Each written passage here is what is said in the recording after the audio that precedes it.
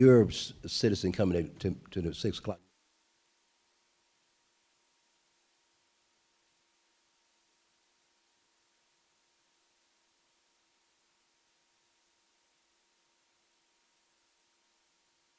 I've got 6 o'clock on the note. We're going to go ahead and bring our meeting to order. And so, members of council, before I get going, what happens, I have to take a motion for that, members of council, we discussed, Ms. Hudson, right before you walked in. I was trying to wait till you got here, but I wanted to start on time. And so what happened, no offense to you personally. But yeah, what's happened is that we have to establish, according to the rules, in this case, dealing with the public hearing, I had to establish how many minutes the members of the public get a chance, how many minutes the public gets to speak. Because as the folk are coming in this case, we established, in this case, a 2-minute rule. Members of council, can I entertain a motion for a 2-minute rule for public comment, for the public to speak? So moved. Second. Motion is made and properly second, Mr. Smallwood, and then second, Ms. Davis. All in favor say aye. Aye. All opposed? That motion carries. Ms. James, would you announce our first item? First item is the public hearing on the fiscal year 2024-2025 millage rate. Okay. Go ahead, sir. Good evening, Mayor and council members. Good We're here evening. for our second public hearing on the FY25 proposed millage rate. I can hear. We, as staff, as we always do, took very diligent notes from this morning's discussion, and we heard several things from our elected leaders that they wanted some additional information on. I wanted to take a moment, with the mayor's permission, to share some additional information, some of which has been emailed, other information that we will email at the conclusion of this meeting, to continue to provide as much information as we can to you as council members, to be responsive to the things that we hear from our elected leaders. So there are a couple of areas that I wanted to take a moment to address, and then share some information with you and with our citizens about where we are currently in the FY25 proposed budget process. So I wanted to begin by working through a presentation that I know you as elected leaders have seen previously, but that most of our residents may have not had a chance to see. So I wanted to take just a brief moment to walk through this. And I believe it's currently being shared. So I mentioned in part of our discussion this morning that over the last 10 years, the city has averaged actually 10.9% in annual valuation or tax revenue increases. That's from 2014 through 2023. And what you're seeing is a brief overview of what our total digest has been and the net percentage of change. As you see, it varies from year to year, particularly when you get to some of those COVID years. But if you average that out over 10 years, it comes to 10.95%. That number represents the average increase in revenue that the city has seen each year based on the value of properties. Again, not millage rate increases, but the value of properties. That 10.9% increase tracks very closely with the growth of the city over the last 10 years. And so there was a question about, well, when we add residents, where does that additional revenue come from? That is also in that 10.9%. Some of it is property tax valuation. Some of it is the increased population that has led to those averages over 10 years. Next slide, please. Next page.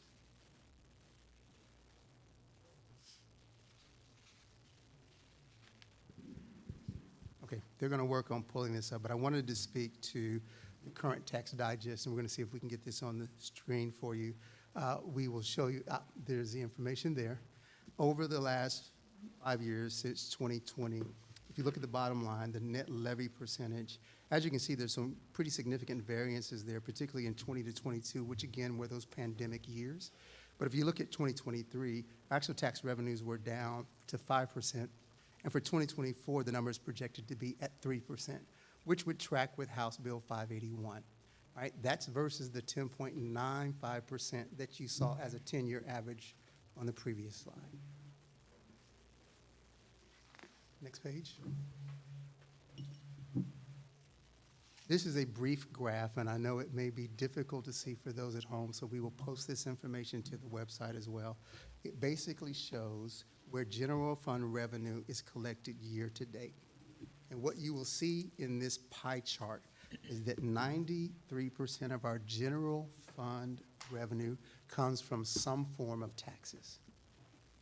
That is very consistent for most municipal cities. That is where most cities garner their revenue from. Next page. Of that 93%, this pie chart shows a breakdown of what comprises the 93% we saw on the previous slide.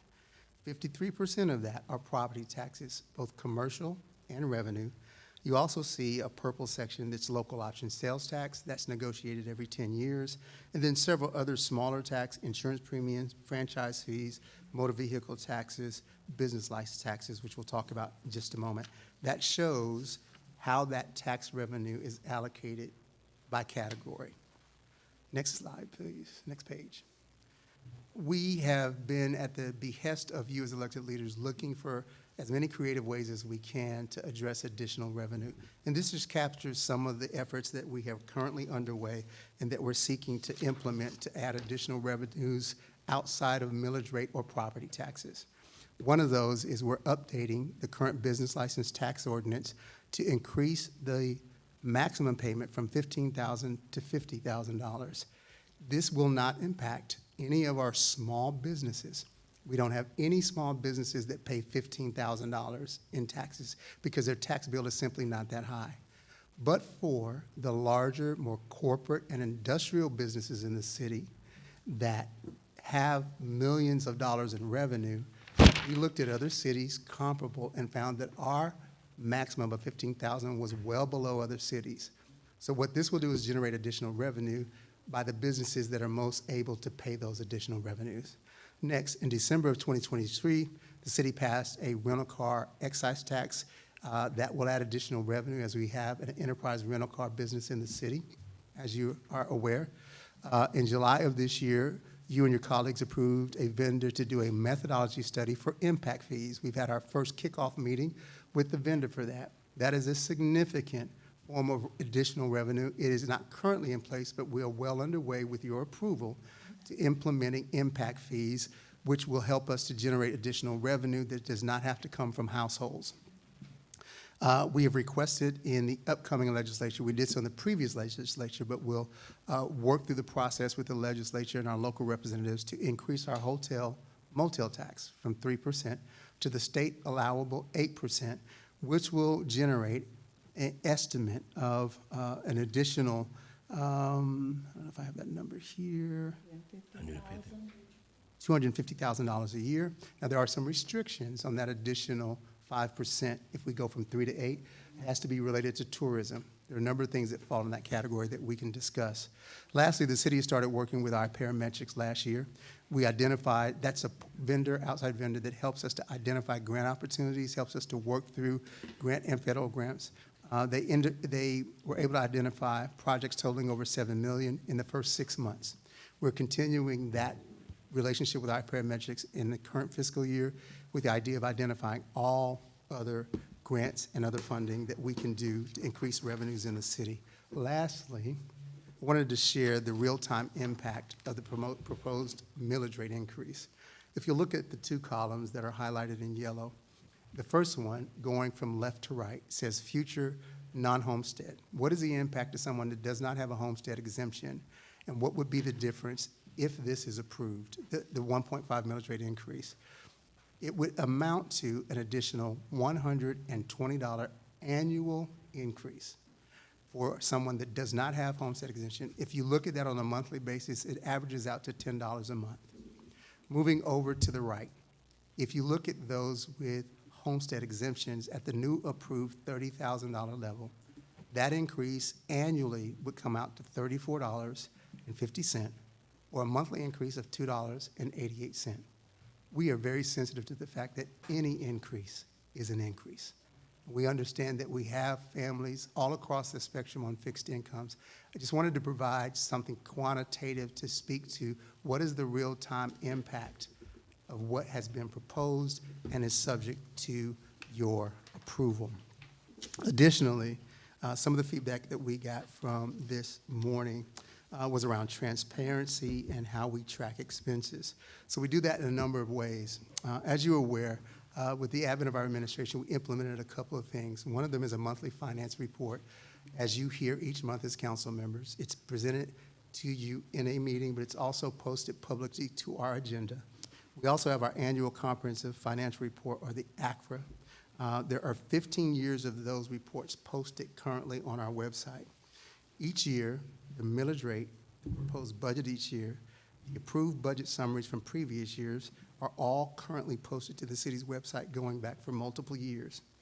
We had some discussion this morning about the GFOA Certificate of Excellence in Financial Reporting, and as was correctly stated, it is an award for reporting. But what that validates is those documents that we are posting to the website are accurate and reliable, because GFOA has assessed our reporting mechanisms and has said that they meet acceptable standards. Each year, we propose a budget as staff. That is my responsibility as a city administrator by August 1st of each year. But as you well know, but what I want our citizens to know is staff approves nothing. All we're able to do is propose. And I wanted to take a minute to talk about how we build a proposed budget. There was a mention this morning of zero-based budgeting. That is the principle that we use to start our departmental budgeting. No department has a given budget year over year. Each year, each department starts internally by building a proposed budget for their department. Myself, Ms. Chris, finance has nothing to do with that. The user departments and that director builds their initial proposed budget. After those are all submitted, they're reviewed, and then we set up over a course of about 8 business days, department by department meetings where every department comes in, meets with myself, Ms. Chris, and the finance director, and we walk through those budgets line by line by line. Much of what is proposed doesn't make it past that first process. A lot of it gets trimmed at that point. But after we've done that 13 times, one for each department, we then take all of those budgets that have been scrubbed initially, we look at our anticipated revenues for the upcoming year, and then there is a second round, because often if those first round does not have our revenues in line with our proposed budget, we reduce even further. That happened last year, and it happened again this year, where we go back to departments a second time and say you have to reduce by an additional amount. So all of that takes place before August 1st. So that's what ends up as a proposed budget. Again, it is proposed. We well understand that we will operate, and I want to assure the council and our citizens of this, whatever our elected leaders approve, we will make it work to the absolute peak of our ability. So whether it's what was proposed or whether it is something else, our obligation is to serve the citizens of Fairburn based on what you approved as elected leaders. For each of the last 2 years you've approved a budget. We have operated within that budget that the council has approved. There is exceptions, as you know. Typically at mid-year each year, we come to you with a mid-year budget amendment, largely for things that we either unanticipated or expenses that we could not anticipate at the beginning of the budget year. That is also proposed. Some of those things get approved, some of those things don't get approved. And we understand as staff, as well we should, that that's always the process. We propose, our elected leaders make the ultimate decisions. So we post as many of those things to the website as we can. There was some mention this morning of Marlin and Jenkins. There were findings in each of the last 2 years, and those findings in both years connected to procurement issues and administrative issues. There was an incorrect date on one of the findings as it related to the retirement plan, and we had an incorrect date. We had a procurement where we did not check the suspension and debarment list. That was a finding. And then we had a procurement the year before that did not have 3 bids documented as it should. We took steps to correct each of those. That was one of the reasons we petitioned or asked council to approve a procurement manager, so we'd have someone with that skill set on board, and thankfully, council did approve that. We then presented a revised procurement policy to address those things. I did want to make it clear that neither one of those findings were for mismanagement of funds, accounting errors, or mismanagement of tax dollars. They were errors, and we are addressing them. I don't want to seem like I'm dodging anything, but I wanted clarity around the fact of what those findings were. Malone and Jenkins also asked us to look at, one of their suggestions was a whistleblower line. We are actively working on putting that in place. That is, from Malone and Jenkins' suggestions, specific to financial improprieties, and that will be put in place and brought to council for approval. There was some information or discussion around ARPA. I sent an email that I know most of you probably have not had time to read because we were doing a lot this afternoon. I sent an email that details the June 13th, 2022 council approval of the ARPA project plan that listed by category what council approved that money to be spent on. It also had some details in that presentation in your email about the U.S. Treasury Department's final rule on the revenue loss exception, the recommended method that GMA asked all cities receiving less than $10 million to use, and that the council approved. All that information is in your email. I know we have to be conscious of time tonight, so I won't detail all of that to you. Also in that same email is a current, up-to-date, year-to-date listing of all expenditures for those ARPA funds. So that full accounting is in your email. Once you've had a chance to review it, I'll be happy to answer any questions that you may have in reference to that. Briefly, on the education campus expansion, those, and I think Mayor Pro Tem made this point this morning, so I don't want to be repetitive, those are all city-owned facilities. They have been since its inception. Currently, the city, or the taxpayers of the city of Fairburn, pay about $1 million annually to service the debt that was incurred years ago to build that campus. We had 2 buildings sitting empty while we were continuing to pay $1 million a year. So as there was a need for new office space, we simply took the building that Brunel was previously in and repurposed an empty building. So we didn't purchase anything new. All of the renovations in that were done by city staff. We didn't use a single outside contractor. We simply took what was previously a classroom building, added some additional walls with city staff, put furniture in it, and utilized a building that the city already owned. I also wanted to take a moment. I know there's been some concerns about our staffing, about are we top-heavy or are we adding way more employees than other cities our size. So I want to ask Rachel Brimbury, our financial consultant, to come and share some information, some of which is in our annual report, to give some context or some data, if you will, to our staffing numbers. So I'll pause and let Ms. Brimbury address some of that, and then I've got a final statement. Thank you. I think we're going to put on the screen a table. Can you talk in the mic, please? Let me see if I can move it down for my short stature here. Sure. So there is a table and a chart on the screen. If you'll turn your attention, a couple of the items that we noted in our public hearing this morning were concerns about staffing growth. So what we have done is pulled some data. In your annual comprehensive financial report, one of the required sections as part of that best practice reporting is to provide a statistical section.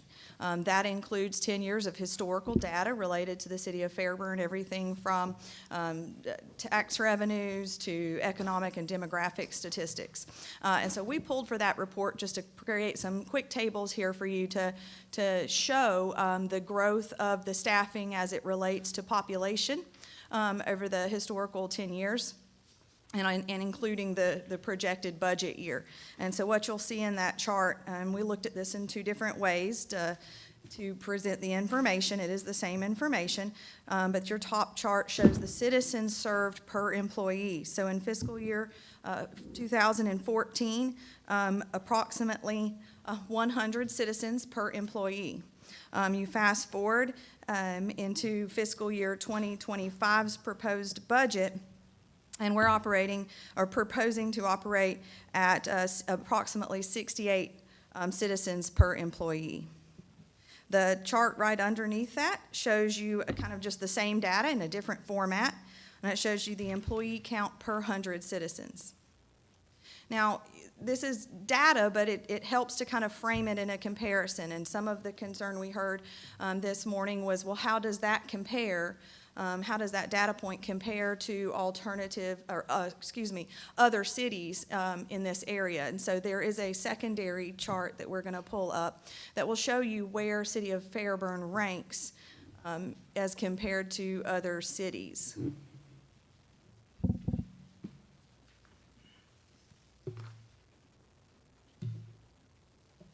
And so you can see here, Fairburn compared to College Park, Brunswick, Dublin, Forest Park, Union City, Tifton, Fayetteville, and Riverdale, all selected to be of comparable size and in this area, relative area. And so you can see where the city of Fairburn falls under its citizens served per employee. Thank you. Thank you. That same chart also includes the total number of employees when you have some time. This will all be emailed to each council member and posted publicly. So you can see our total staff numbers versus other citizens, as well as what Ms. Brimby just shared, the citizens served per employee. That information is available as well. I also wanted to take a moment. We put together an organizational chart, and this is a lot of information that I know will be hard to see. Again, this will be emailed to all council members at the conclusion of tonight's meeting. What you are looking at is a color-coded organizational chart for all 13 departments in the city. And very briefly, the color codes work as follows. The boxes in red are city administration positions. The ones in blue are department directors. The ones in orange are deputy directors. The ones in green are managers. The ones in yellow are supervisors. In the city, we have a total currently of 225 employees. There are 2 city administration employees. They're sitting at this table, myself and Ms. Chris. There are 13 department directors, the boxes in blue, 1 for each department. There are 2 deputy directors for all 13 departments, 1 in fire, 1 in police. There are 8 managers across all of those departments, and there are 5 supervisors across all of those departments. Everyone else on the org chart is a frontline employee, a non-management employee. So if you look at the totals, 195 of our 225 employees are frontline non-management employees. That equates to 86.7% of everyone who works for the city of Fairburn is not in a management position. Conversely, 13.3% of those employees are either supervisors, managers, deputy directors, or directors. That is some indication of how many managers we have versus frontline employees. Our hiring largely tracks with these numbers because most of our vacancies, because 86.7% of our employees are frontline employees, then roughly that percentage of our vacancies come from frontline employees. We hire department directors as we need to, but those are pretty infrequent. There's not a lot of turnover normally. We've had one recently, but those departments don't turn over a lot.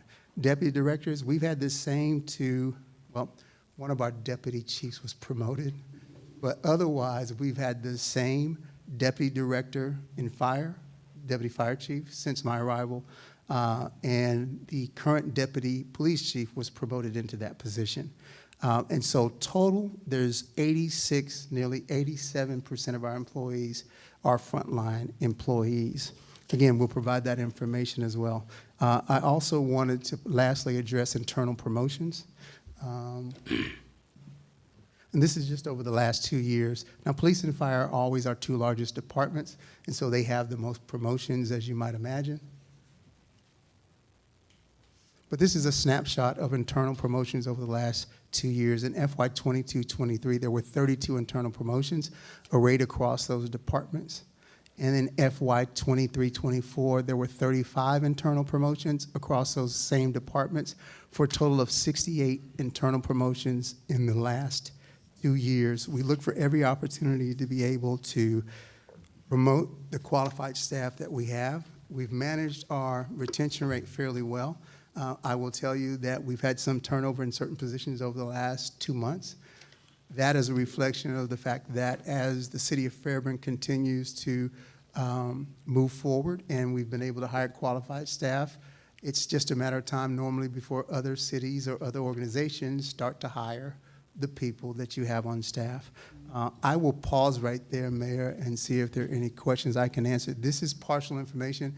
I know there's a specific piece of information, Mayor Pro Tem, as to previous employers that you requested, it is in process. I think it'll be done in the next 24 to 48 hours.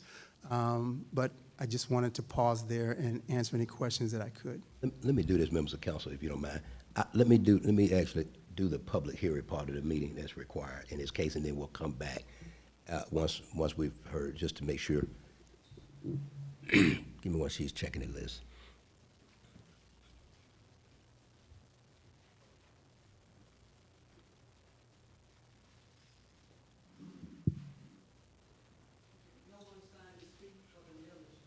Okay. Do I still have to, I have to properly open and close the public hearing. Members of council, can I entertain a motion to open the public hearing for the millage rate? So moved. Is there a second? Second. All in favor, say aye. Aye. All opposed? That motion carries. No one, is there anyone here that wishes to speak on the millage rate? Seeing none. Can I entertain a motion to close the public hearing? So moved. Is there a second? Second. All in favor, say aye. Aye. All opposed? That motion carries. I will now go, Mr. Whitmore, you had your hand up first.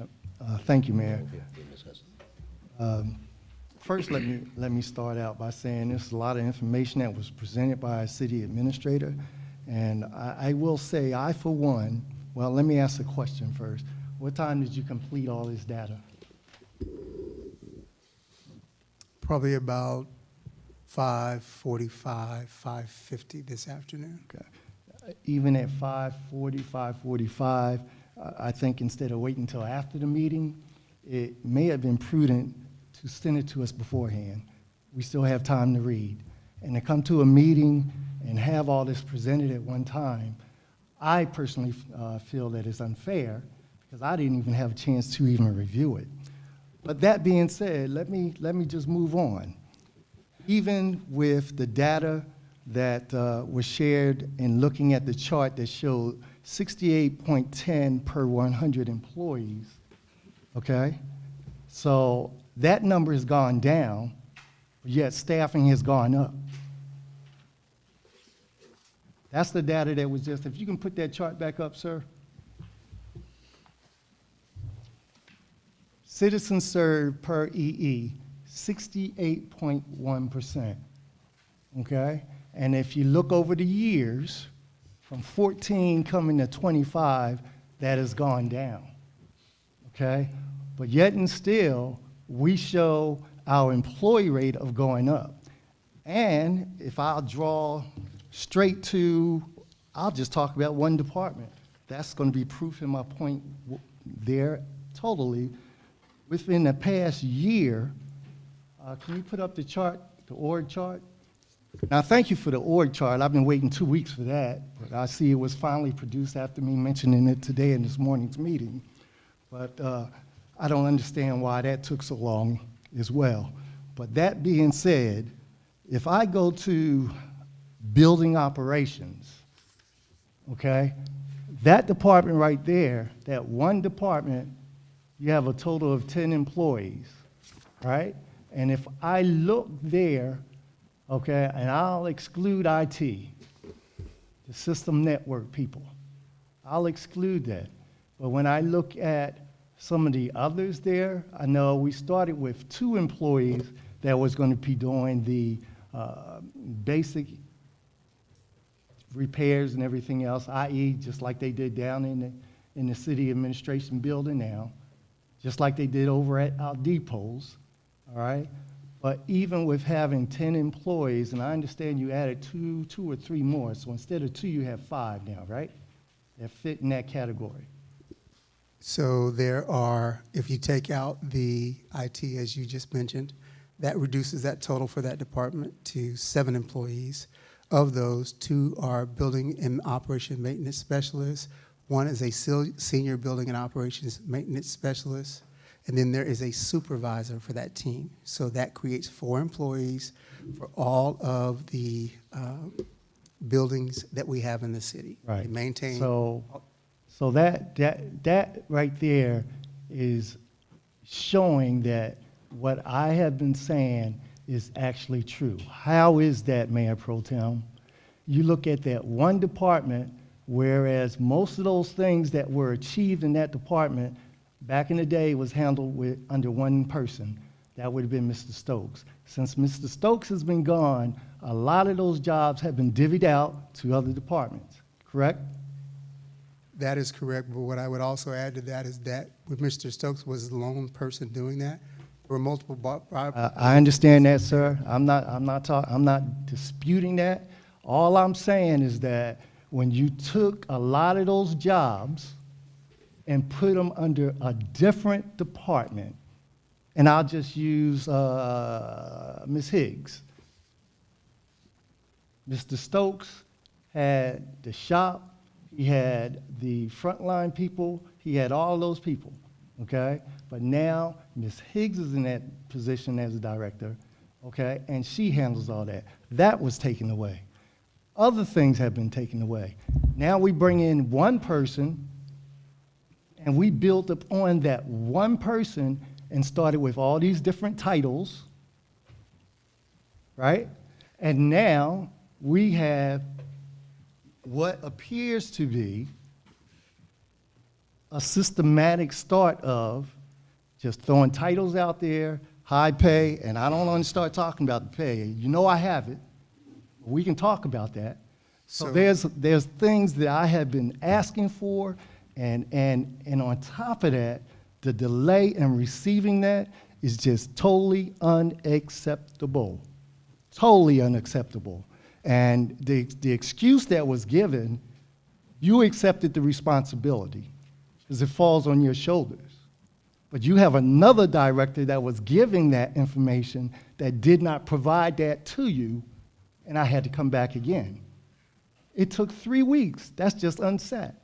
And now it's taken about 2 weeks, a little more, to get other things that was asked for. That's totally unsaid. And I'm just here just talking about the things that I know about. I got to dive deeper into this because by you just presenting it just at this meeting tonight after 6 o'clock, and you worked on it all day after the meeting, my assumption, all right, and you said it was completed by 5:45, that still could have been sent so we can have some basis of a groundwork, a ground game to review and prepare for questions.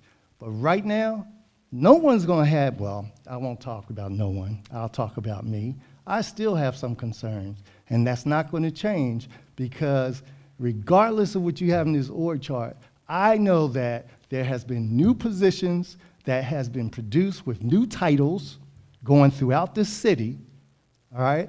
And it's not, I think you needed to take a better look at that, in my opinion. Understood. So a couple of things, Mayor Pro Tem. Any delay is 100% my responsibility. I told you that previously. I accept that responsibility now. It should have been produced to you quicker. I don't make excuses. We will do better moving forward in being responsive to whatever requests we receive. Secondly, as it relates to positions added, there's been no position added that has not been approved by this council. I want to be clear that we don't randomly add positions. I don't do that as a city administrator. If it is a new position, it was proposed in the budget and approved. As it relates to building operations, and you mentioned an individual employee, when we got here, we did a facility assessment, which we can pull out and go over again, that showed the state of disrepair and dysfunction throughout buildings across the city. At a fire department without working lights. First responders who had holes in the walls, that didn't have decent beds to sleep in, computers that didn't work. That process did not produce the type of results that our citizens expected, that you as elected leaders expected. Did we reorganize for efficiency? We absolutely did. We have IT employees because we had VC3 as our vendor and we had consistent outages, cybersecurity issues. So I came to council and asked for your permission to move that function internally so that we could produce a better result. Did that increase those positions? It did, but that was to switch from VC3 to internal positions. As it relates to building maintenance, we currently have, based on that assessment that was approved by council for facilities, the facility condition assessment validated that The value of our buildings right now is $63.9 million. We have 162,230 square feet of buildings, 137,230 square feet of active buildings. Those 3 employees maintain all 137,000 square feet of that building. We have those employees so that every time something breaks, we don't have to outsource it. Do we still outsource some things? Yes, because those 3 employees don't have the skill set to do everything that the city needs, but it's an efficiency because it helps us to, one, better maintain those 63.9 million in facilities that we have so that we can get a better value and provide better facilities for our citizens and for our employees. Mayor Pro Tem, you made the point this morning of the condition of the police headquarters. It didn't have functioning air. We replaced air conditioning units. It had leaking roofs. We repaired the leaking roofs. We've come before you to talk about multiple things that were deficiencies in the city that were identified by the Building and Operations Department. Are there more employees than there were previously? Yes. But as the chart shows, the idea that we suddenly have way more employees in other cities our size, the numbers don't speak to that. Numbers say that we are about on average for other cities our size. In fact, there are a couple of cities with less residents and more employees. So I would not tell you that we've optimized everything. You make legitimate points. The delay is 100% on me. That's my responsibility. I didn't produce it in a timely manner. I accept that responsibility, and it will be a better response moving forward. So I'll speak to that, but I want to be clear that we aren't randomly adding positions, that our positions are not out of line with other cities our size, and that we don't simply create job titles. Those are all either approved by council or existing positions. Do we reorg? Yes, because what was in place in January of 2022 is what led to a lot of those things we've had to refix. Leaking roofs, failing air conditioning units, facilities that were in disrepair. I'll be very transparent with you, and I've shared this with you in a public meeting before. The very first time I walked into Fire Station 21, it was in a condition that no first responder should ever have to work in, and that's what was produced by the previous organizational structure, with one person trying to do a multitude of different things. God bless him, he worked really hard, but there's a limit to what one person can do. We had one person not only maintaining all those facilities, but doing every construction inspection across the entire city of nearly 18,000 people. It didn't produce a good result. So did we come to council and ask, could we add positions? And with your approval, yes, we did. Over the last 2.5 years, I believe we can point to a track record of some success in improving efficiency, in operations, in making sure our facilities are in better condition. Are we there? By no means. Can we be more efficient? Yes, we can. Can we do a better job? Yes, we absolutely can. We never walk into the office thinking we've done enough or that we can't improve or that we can't be more efficient, but wanted to just share that insight that anything we have done has been proposed and approved before it was implemented. Mayor Pro, So I Mayor Pro Tem. still have the floor, Mayor? Yes, sir, but what I'm going to ask you, you've already been going 7 minutes. I'm trying to make sure other members of council get a chance to speak. Ms. Hudson, then I'm come back. Yeah. I'll come back to you, but I want to make sure everybody gets a chance to speak during this period. Go ahead. So, no pun intended, but I'm gonna go back to my original position. You talked about real-time impact, and you used an example today. That's not real-time impact. Real-time impact measure it requires its ongoing input and its schedule. I have an issue overall because we're sitting here and we're being read and fed information that we don't have firsthand. That's the problem. We are elected as trustees of this city. No administrator or staff in this building should be restricting information. I'm grateful that my colleague got a turnaround in 3 weeks because I'm sitting here today and I'm still trying to understand how is it that the financial reports that I've been asking for that will help me make this decision even better, the two, and I'm going to put it on record again, that I received in major line items were zeroed out, but yet we have a proposed budget asking for, proposing Keep going, keep going. budget items that I couldn't even track a trace in a budget finance report. Let's not try to make excuses by showing up the things that were said today. The systems are in place. This is a public institution, and we have to do things right. Not having performance evaluation in does not give you the tools or the resources or the professional judgment to make a decision about promotions, to make a decision about demotions, to make a decision about any merit increases. If it's not there, we cannot fit it there. It has to get there. Internal assessment versus external assessments. External is more objective. Internal can be subjective, which is why today we're being fed information. There seems to be a culture or idea that council members aren't entitled to looking at invoices, that we're not entitled to looking at budget expense reports, that we are not entitled at looking at any of this information. And that doesn't mean a pun to any of my colleagues or none whatsoever, but I have to go back to the evidence-based practice of how we make decisions. That's not something that I made up. And so I'm not here to protest against the millage rate increase. I'm here saying, give me the information that justifies that this increase is necessary. And as of today, it is not in place. You don't have the systems in place to get this information to us. When I spoke about Malden and Jenkins, I was specific to talking about the process of assessing the assessing of performances throughout the city. You have to have that there. You cannot get around that. This is a public institution. We are held to the standard by state and federal law, and that's just the bottom line. And as it relates to finance reporting, we received an excellent certificate for reporting our finances on time. That doesn't get into the intricate parts about performance and how we're doing. And I'm going to yield because I know that my colleague wasn't here earlier, and I don't want to take this time up, but let's stop playing games with this.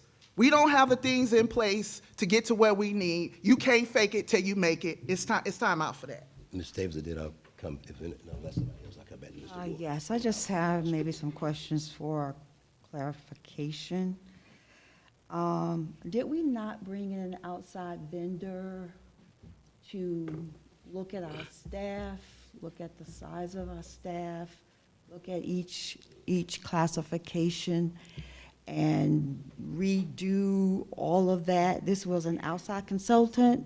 Did we not have that done? That is correct. It was Evergreen. It was an RFP. The final vendor was selected and then approved by council. They did a full classification and compensation study outside, independent of anybody who works for the city. They looked at all positions, compared them to 21 other cities, suggested what positions titles should change, suggested all salary levels, created the grade level reports that we do now, G this, G21, G17. All of that came out of an independent classification and compensation study. Prior to that, there was no classification and compensation system in place when I arrived here in January of 2022. One of the first things I did was ask or seek permission from this council to have an outside third-party entity to do that. And yes, you're correct, Councilwoman Davis, all of that was done by a third party. Okay. The other thing I want clarity on, or explanation, did not each council member have an opportunity to come and speak with you and the finance director prior to, in reference to this budget, preliminary budget? Yes, ma'am. Because we knew that we would be looking at a potential proposed millage rate increase, we took an additional step this year, and we sat down with every council member, one at a time or two at a time, depending on their availability, walked through the information we were seeing, tried to answer as many questions in a one-on-one meeting as we could, and made that specific effort so that we could hear feedback very early in the process. This was before the budget was ever proposed. This is while we were still putting together the proposed budget. I also wanted to take a moment to address how we track metrics in the city. I've done key performance indicators for most of my 25 years. They are typically associated with formal strategic plans, which the city currently does not have. So what do we track? We track quantitative metrics by department. What is that? It sounds like a big fancy term.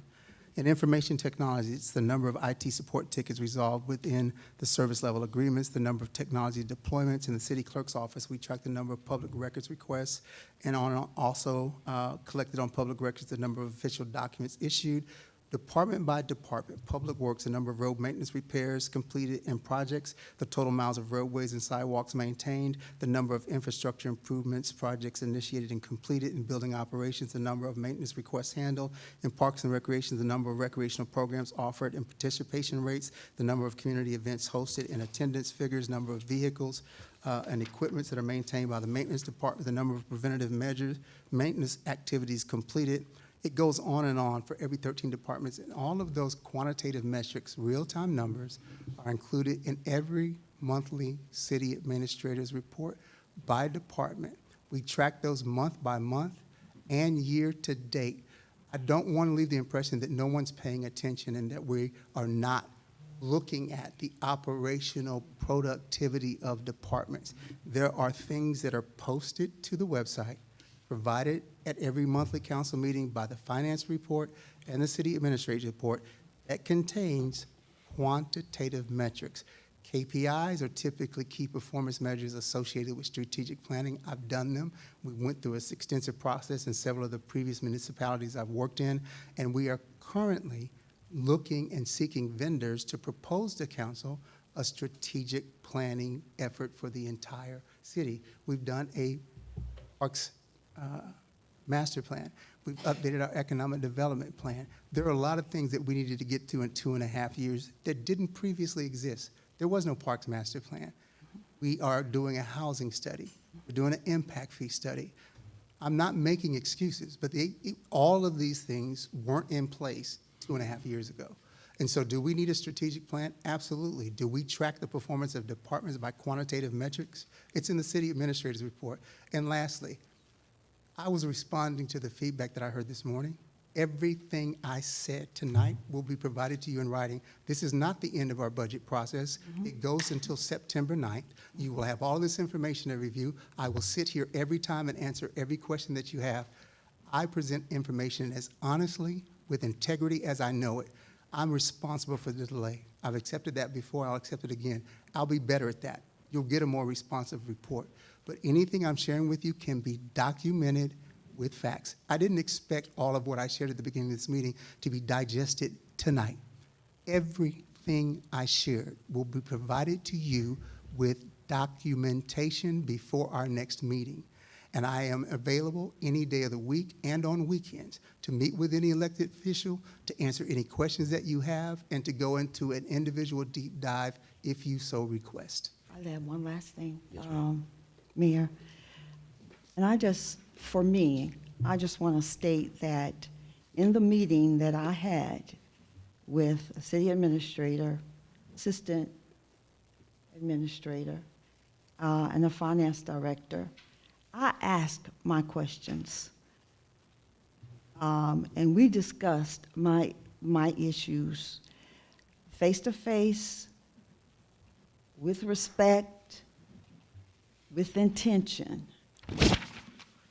And I can say that you listened, the finance director listened, and the next council meeting, you shared with me that you found a way to help our seniors and those that's on fixed income and our handicapped people, a way to eliminate some of the additional tax. So I thank you for that. Yes, ma'am. Let me, okay, go ahead, Mr. Small, go ahead. I'm coming in, I want to come back to you after everybody get a chance. Go ahead, sir. You know, I'm going to say for the record, Mayor, I think that's totally unfair because number one, you went to Ms. Hudson, you went to Ms. Davis, and you said you was coming back to me.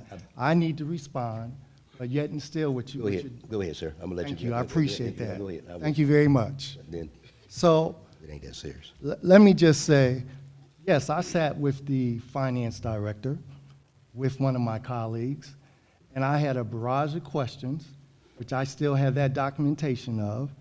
And because of those questions, I thought that by now I would have heard some different comments about some of the concerns that I had even then.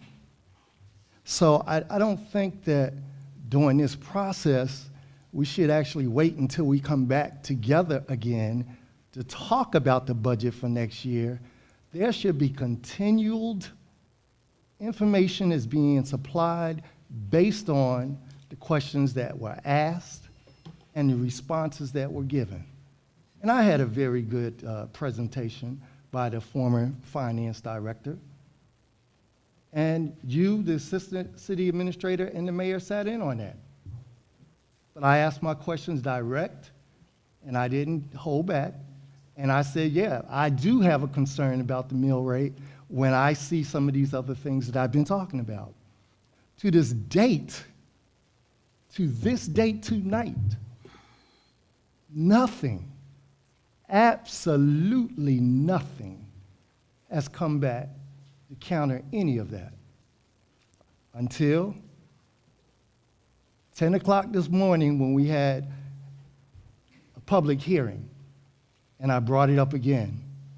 And then we come back tonight, and I watched you mention everything and flipping your pages.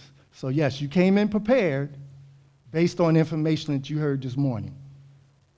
And that, bravo Zulu to you for that. But that information should not just come after we have a public hearing. That information should have been continuous throughout when those questions are asked. Continuous.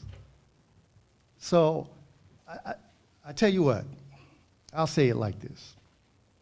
I spoke to my advisor, and what my advisor said to me, and I believe in the KISS concept, keep it simple, stupid. All right? And the way I feel is, though, what is going on now is that you can come back and you can articulate everything and you can show your charts, but now when I'm drawing up 68.1 per 100 employees, which is down over all those years based on where we were at, you cannot tell me. You can't tell me and you can't show me. And then when you talk about, okay, you talk about VC3. Yeah, I know about VC3. 4 of us sat with them at a convention down in Savannah. Right? Now, VC3 is now gone. So let me ask you this. With the staff that we have for that particular department, how often did we have to go out to bring somebody else in to do it? I want to make sure I understood your question, Mayor Pro Tem, with the. My question is, With the I'll current IT restate it. staff. My question is, with the people that we have working in that department, IT, thank you, ma'am. People that we have in that department, how often did we have to go out and bring people in to perform the function that maybe they could not have performed? I am aware of one other existing IT service contract with a company that we use to deal with our servers that is being sunsetted. As we speak, I believe that agreement ends within the next 30 days. It was a process to move all of the things that were previously outsourced to the internal staff. Once that last remaining contract is sunsetted before the end of the fiscal year, then everything will be done with the current IT staff. That does not mean that if an issue comes up that's unanticipated, that we may not, from time to time, as we do with the legal services and other departments, seek outside consultation. But this is the last remaining contract that is in place that was sunsetting by the end. I got it. I understand. How long have we been sunsetting? Mayor Pro Tem, I'm gonna ask you to yield. We close it in one more minute, because I want to get to Mr. Smallwood and myself. I'll get that information. Go ahead, sir. For you to Go ahead, let you finish. know exactly how long that's been in place. And lastly, all of the information that was shared today, the color-coded You org you chart. shut me down, but he continues to talk. No, That's amazing. okay, sir, come on, sir, you're out of order, sir. I'm out of order. I'm telling you what I see. Yeah, You no, sir, cut I'm- me off, Mayor. You cut me off, and you allowed him to continue to speak when I wasn't even done. But sir, I said I was That's gonna give you, I wrong. said I was gonna give you another minute to finish up so I can get I to was Mrs. in the Small. middle of something, and I had a thought process, and you shut me I down. apologize for that. Go ahead. Go You- ahead, sir. Go ahead, sir. Go ahead, Mr. Smallwood. Go ahead. You had a question. Go ahead. I just had a quick question, a point of clarity.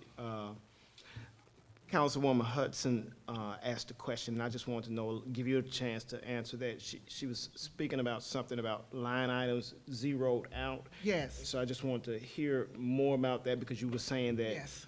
As you all know, a series of emails began when I took the seat, and I started asking for budget expense reports. I was preparing myself then to understand our budgeting process. Right. Now, I did receive 2 reports.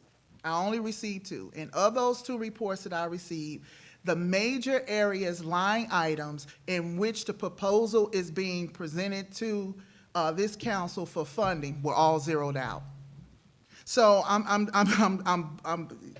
I asked your question, that's it. Can I have that? Can I? Yeah, and I wanted you to respond to that. So I'm not specifically clear, Councilwoman Hudson, on which lines were zeroed out. I'll email Our them to you. current budget is posted to the city's website as we speak. The approved budget is posted to the city's website for every department, every function in the city. We can pull it up and look at it now if you would like. No. Currently No, posted. let's not go through it because Because that's not what I was saying. And see, that's how y'all keep snowballing. Budget expense reports tell how that budget was spent. You all don't want to get that information up. I'll give any information that's requested. The information you requested, as you referenced, Councilwoman Hudson, ended up going through a process with the city attorney. At that point, when attorneys got involved, I have to stand back because I'm not an attorney. So the city attorney can speak to the communication that he had with your council and what was provided. That's why I did not directly respond once 2 attorneys got involved. So I'll defer and let the city attorney speak to what was provided through the attorney-to-attorney communication. We don't need to keep using the city attorney to weaponize my tax dollar against me. The attorney shouldn't have never got involved because you all should have gave the information that I requested. That's called transparency. That's called open records. And that's the culture of corruption when you do not provide that information. With all due respect, Councilwoman Hudson, I am not corrupt. Let me say this much, first of all. Let me say this much, first of all. The mere fact that number one, let me say publicly, the city administrator and none of the city attorney or myself has ever been involved in a correction. Here's my question. If you're so convinced there is corruption, request a forensic audit of the government, if you're that clear. And so my question is, I have nothing to hide. We have nothing to hide. We've tried to be as transparent as we can as it relates to the information. As it relates to Mr. Whitmore, this morning again, yes, sir, as it relates to the information you did not get, sir. And again, like I said, as a result of the public hearing this morning, one of the things I asked the city administrator, can we get information that, that came up this morning? Yes, it's late, but the bottom line is that we were trying to respond to it. And so again, and just so I'll honestly, Mr. Whitmore, my goal wasn't to try to cut you off, sir. My goal was simply, when I asked you the year earlier, my statement was, I wanted to make sure every council member, including myself, got a chance to speak. We had 20 minutes left at the time that I asked you. It wasn't about cutting you off, as it was making sure every single member of this body get a chance to say whatever, myself included. Again, if you I deem can that, say this, Mayor. but sir, if you deem that as, hold on for a minute, if you deem that as disrespect, I'm apologizing to you publicly, but that wasn't my intent. Well, I can tell you this, Mayor. It was quite apparent, based on the way it was done. I was in the middle of something. But when you cut me off, the city administrator continued talking. Okay, well, So if you're going to cut me off, then he should have been cut off. okay. And it should have been yielded to another council person. But that was not done. And that's why I take offense to it, because it wasn't right. And I'm saying it publicly. And that's fine. And that's fine. And so members of council, we're almost at 7 o'clock. What we're going to try to do at the next meeting then, the protocol is 5 minutes uninterrupted. I'll actually have it on the clock so we can clearly see that when you reach the 5-minute point, I don't have to tell you that you've got a minute left or whatever like that. You'll be able to see it on the clock. So in my efforts just to Mayor, maintain, in my correction. efforts to maintain order, Correction, each council member gets a total of 10 minutes. in Okay, 5 gotcha. minutes uninterrupted. Gotcha. 5 minutes All right. uninterrupted. Yes, Well, y'all ma'am. on board. I'm very full. All right. And so with that being said, members of council, we're gonna go ahead and can I adjourn? We're gonna adjourn right now so we can get ready for our regular 7 o'clock meeting. 7 o'clock. It's 7.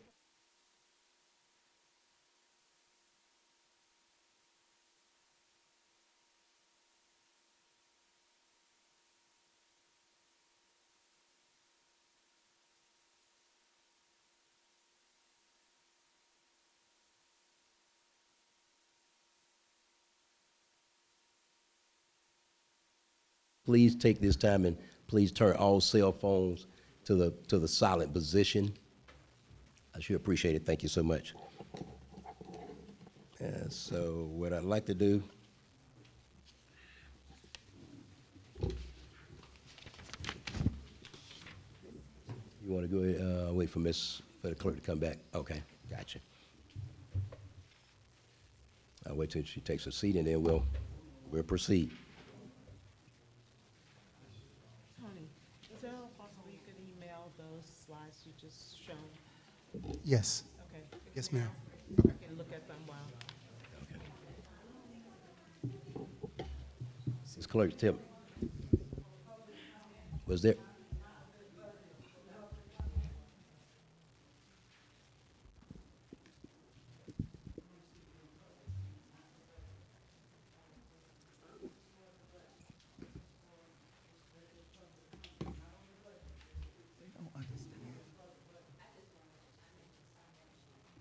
Just, okay.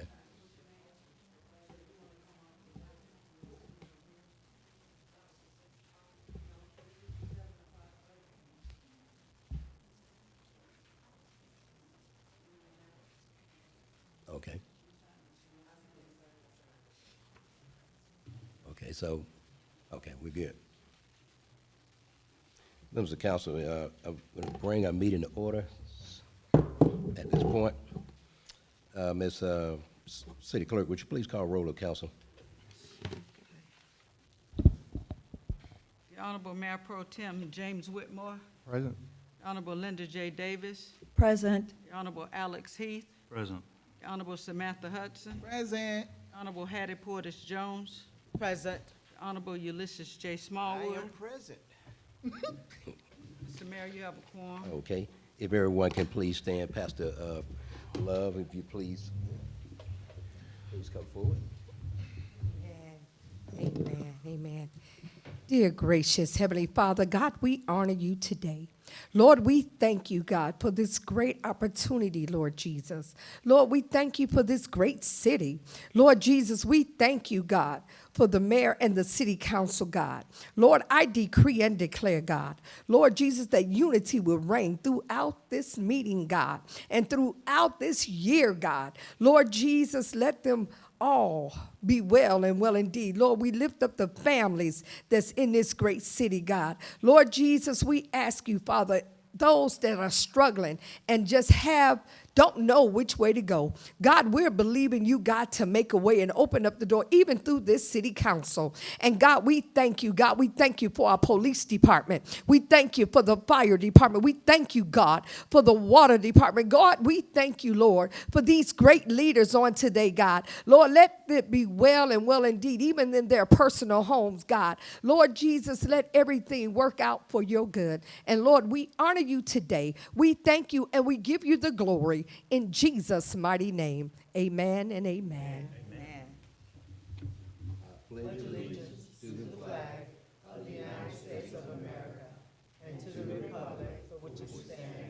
One nation, under God, indivisible, with liberty and justice for all.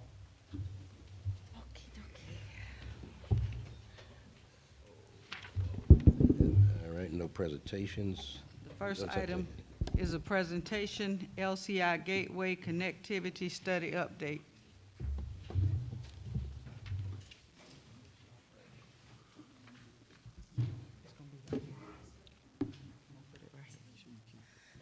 Good evening, Mayor and Council and City Council. We are pleased to come before you to provide the update to the Livable Cities Initiative Gateway Connectivity Study.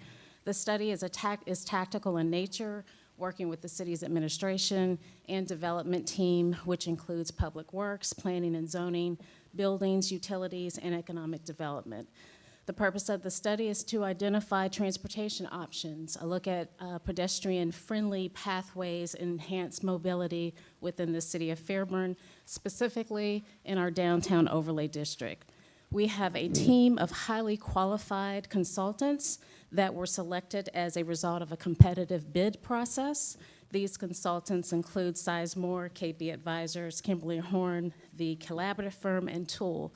I'm happy to have with us this evening Mr. Randy Gibbs with Sizemore, who will lead this evening's presentation. Thank you, sir. All right. Thank you. This isn't my slide. But good evening, Mayor. Good evening, City Council. Good evening. Good evening. Talking to the mic. Okay, these aren't my slides, though. So I could talk about Kimberly Horn, or excuse me, Kim Bleakley, but it probably wasn't like that. The one that I just sent? No. This is-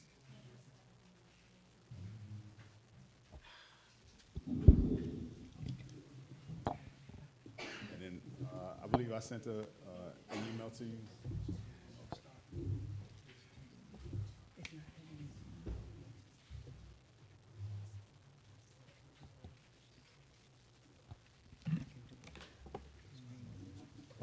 While we're waiting on that, members of council, if you don't mind, can I entertain a motion to the adoption of the city council agenda? So moved. Is there a second? Second. Motion is made and properly second. All in favor say aye. Aye. All opposed? That motion carries. You got it? You got it now? I can come back to you. Mr. Chains, how many speakers we got for public comment?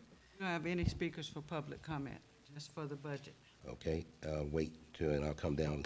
Members of council, you have before you the approval of the city council minutes for the city council meeting that commenced on August the 12th, 2024. Is there a motion? So move. Is there a second? Second. Motion's made and properly second. All in favor say aye. Aye. All opposed? That motion carries.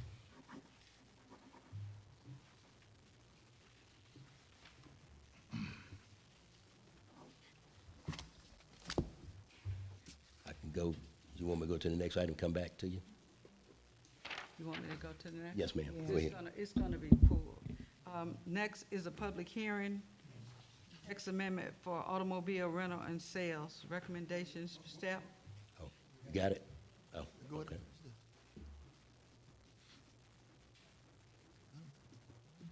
You want me to go ahead on? Yeah, let's go to the next item. We'll come back to him after this item. Recommendation, the staff recommends the public hearing be continued to allow additional time for the applicant to provide updated information. However, I know there's gonna be a change in that. What item is that? I'm sorry, we're on item number 3, right? Number 3, the public hearing, which is the text amendment, Okay. automobile rental and sales. And so usually, okay, go ahead, Ms. Perkins. Good afternoon. The applicant has withdrawn their request. The city ordinance does allow for an applicant to withdraw their request. I simply need a motion to close the public hearing and a motion to accept the withdrawal. Members of council, you have before you a request for a withdrawal. Can I first entertain a motion to close the public hearing? So moved. Is there a Second. Motion is made and properly second. All in favor say aye. Aye. All opposed? That motion carries. Now, can I entertain a motion for the applicant to withdraw their To application, approve the withdrawal. to approve their withdrawal? So moved. Is there a second? Second. All in favor say aye. Aye. All opposed? That motion carries. Are we ready? Okay, go ahead, sir.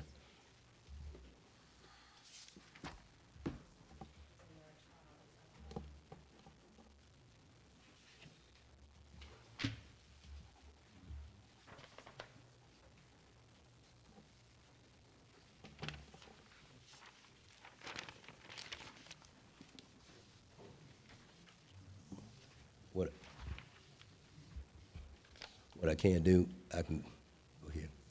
Go ahead. Want me to? Okay. All right. just call an audible here. Good evening, Mayor and Council. Good evening. Evening. My name is Randy Gibbs. I represent the Sizemore Group. Sizemore Group is a firm based out of Atlanta. We do architecture, urban planning. We do interior designs, and we also do placemaking. And so excited to be here. I'm part of their planning team. We're represented as well on this particular project with the collaborative firm. So Mr. Michael Hightower is representing the collaborative firm in this regard. We're also working with Tool and KB Advisory. And so they're helping us with the transportation and the market analysis components of the plan to do a gateway study as well as an improvement, a connectivity for all of Broad Street. And so that's the nature of the plan. It is an LCI project. As Ms. Sylvia spoke earlier, this is a competitive project by which the city of Fairburn earned it. They submitted an application and was awarded the LCI project last year, and so we're excited to be a part of it. The result of this project will yield into 2 master plans for the gateway component. The educational campus is what we're calling the gateway element of this particular plan, as well as a connectivity study to make sure all of Broad Street is a little bit more walkable, a little bit more bikeable, and safer for pedestrians, so on and so forth on both sides of Broad Street. And from a connectivity perspective, it's looking at the neighborhoods south of Broad, as well as on the northern side, I guess that would be, which would be the Lightning community, making sure that those neighborhoods have a better connection to all of Broad Street.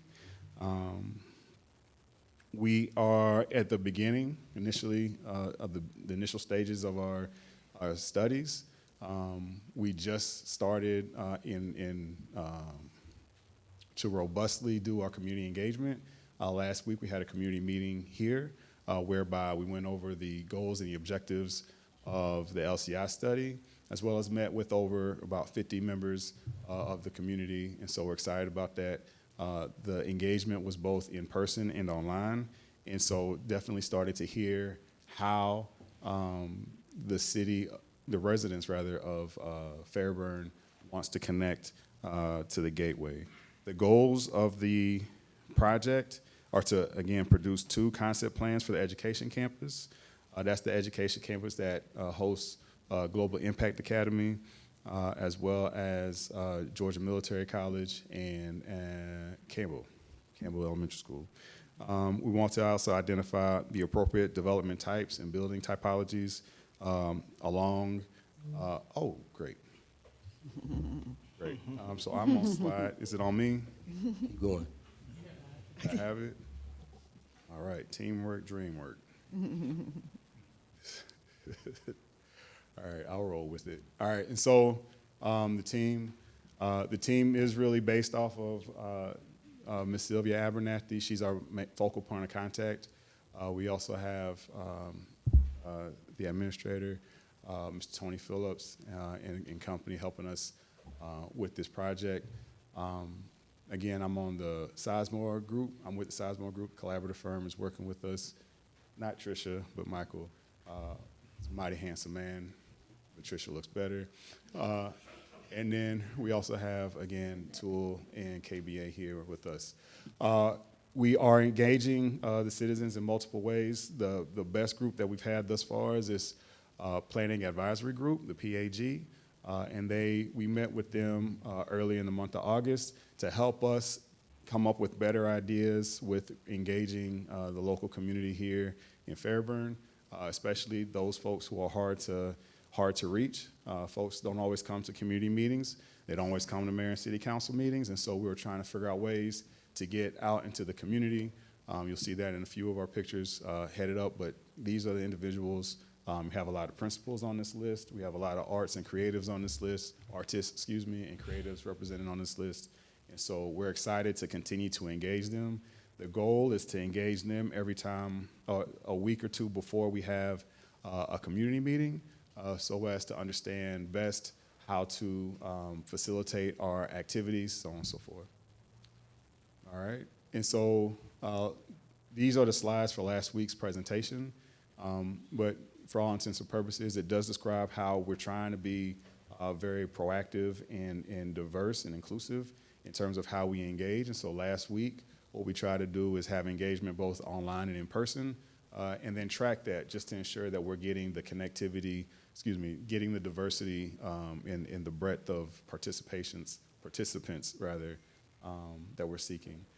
And this is important for ARC because this is an LCI project.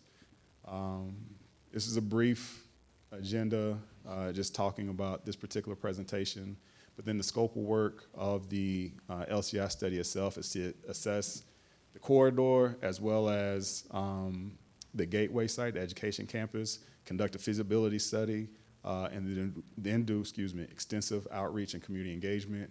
And so that's where Michael and his team have been very, very helpful.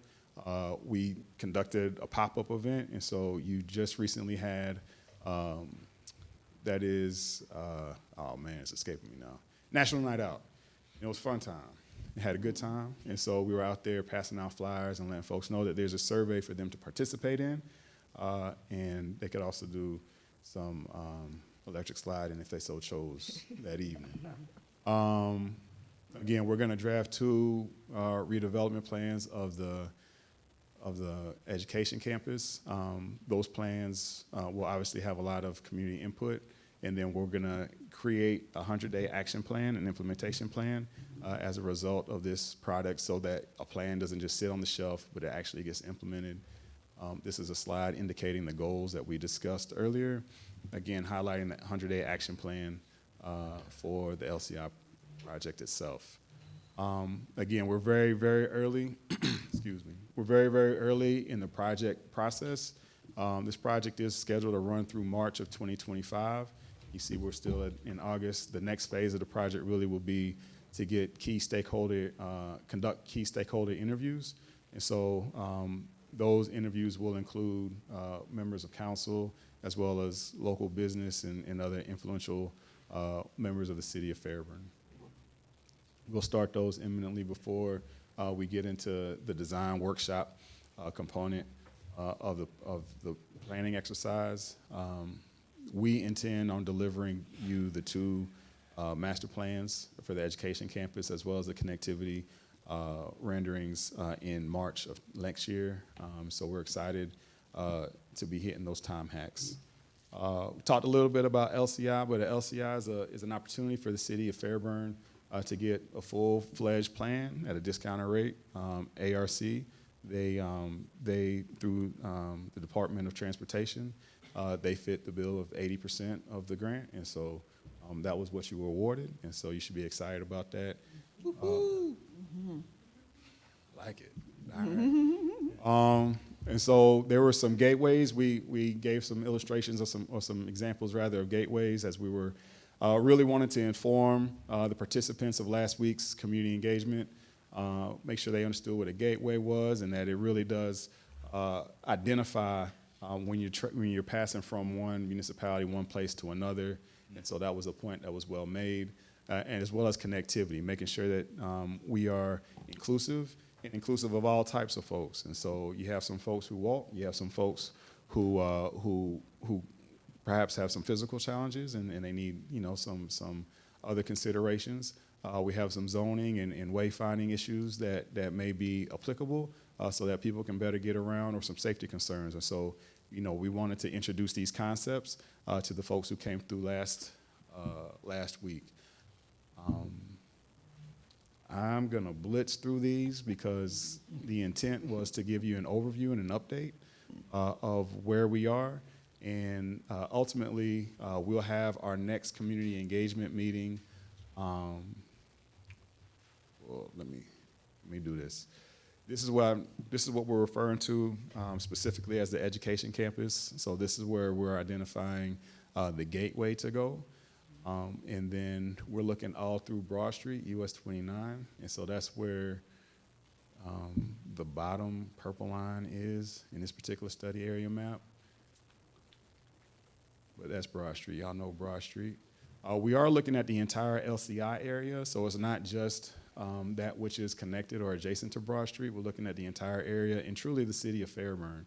We know that there are some development projects that are happening in the city, new roads, new parks, and some major events that happen just adjacent to the city as well. Some very strong neighborhoods that are just adjacent to the LCI area. And so what we want to do is make sure that as we're thinking about connections, we're thinking about physical connections, sure. We're also thinking about programmatic, and we're also thinking about those connections to entities that may be need to be tied to Broad Street because of who they are. So again, we're doing a zoning analysis. We're looking at property owners, and so there's a lot of public property owners in and around the LCI area. So we're excited to see what those opportunities look like. And then again, the city of Fairburn has been very proactive in developing plans, working with Mr. Lester. There's a number of sidewalks on Fairview that are already up and coming.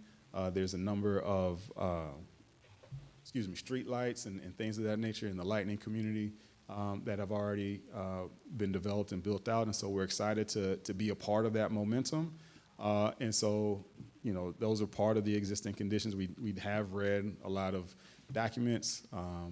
One of the things that was pretty cool is just seeing this letter from Senator Ossoff with respect to 2 pedestrian bridges that will be coming down to Fairburn. So if nothing else, what that again lets us know is that Fairburn's a whole bunch of winners. So I have nothing but winners in front of me, especially that young man there. Just because I like being associated with winners, and Mr. Whitmore smiling, so I'm doing something good. All right. And so, looking through these reviews, looking through these plans, it just, again, building on top of what has already been studied. Obviously Fairburn has put in a lot of work, as Mr. Phillips alluded to earlier, trying to make sure that however it invests in itself continues to be smart and sound based off of best practices going. This is a crash map. This was provided by Tool. Tool did an outstanding job articulating some of those areas that are quote-unquote hotspots for both pedestrians and vehicles alike. And so they gave a synopsis of the crash details and just this is very early in terms of our existing conditions analysis. Don't mean to throw this at you. But at the same time, these are some of the recommendations and things that they identified to improve connectivity and safety as pedestrians. And then we talked about the community engagement plan. And this is, again, where Michael and his team really has been very helpful in terms of developing a mechanism by which we can engage citizens on a continuous basis. And so whether that be through the web page, the survey, or in our engagement in terms of getting in front of residents, not just in meetings, formal meetings like this, but in pop-up opportunities or random locations. We're excited about that. The next meeting that we'll have will be on November 12th, where we'll do more of a charrette in design. So the previous meeting last week was really informational to ensure that we educated as much as we could the residents and the key stakeholders in the city of Fairburn, that which this plan is all the details of this particular effort. And so folks walked away fairly excited. We had to kick them out of the room. Yeah. And so that was pretty cool, kicking people out. That fell flat. But long story short, we had a good time, and it was very informative. People were engaged, and so we're hoping for more of the same on November 12th, and then we'll show the draft plan in February.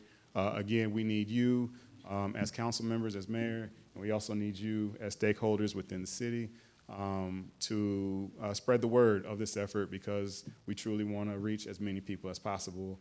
And so the next steps is to spread the word, let them know about the survey. We'll inform the city of future pop-up events as they are planned. But we do want to make sure that we're hearing from everybody. Thank you, Sylvia. Thank you, City of Fairburn. Standing by for questions. Members of council, you got any questions? Go ahead, Mr. Jones. Thank you so much for that update. I really appreciate that. And this question probably should be answered by Mr. Phillips or Ms. Chris. And that is regarding the RAISE grant that we received. How does that relate to, I know it was a transportation grant. and it's about the bridge work across Highway 29. The question is, how does it relate to this study and where the transportation focus is here? So, and I'll defer to the subject matter expert here, but in answer to your question, Councilwoman Portis-Jones, that could be a potential funding source as we look at walkability and transportation issues throughout the downtown corridor. The bridge project, which I believe you briefly referenced, could be a source for that raise grant funding to provide the resources to move projects like that forward. But I want to pause there. And I thought you made an earlier reference to the bridge, pedestrian bridge being a component of the current LCI Gateway study. Did I hear that correctly? It's something that we're looking at. And so much like all the plans, we're looking at previous plans and previous developments that are ongoing. And so what we'll do is we'll take a look at the raised grants and the designs therein and make sure that we're baking that into the plan and plan accordingly as if this is to happen in the next couple of years. So, Also a planning factor, ma'am. That's what. all right. Thank you so much for that. So if you can provide us, okay, so that's a federal grant. What's the criteria for that grant? When are we required to expend those funds? And what matching requirements from the city in order to use those dollars? And the total cost of a raised bridge project? Assuming that we have to use this federal dollars within the next year or two. Okay, thank you. Members of council? Okay, thank you so much, sir. Outstanding, thank you. The next item is a public hearing on the proposed fiscal year 2024-2025 annual budget. Okay.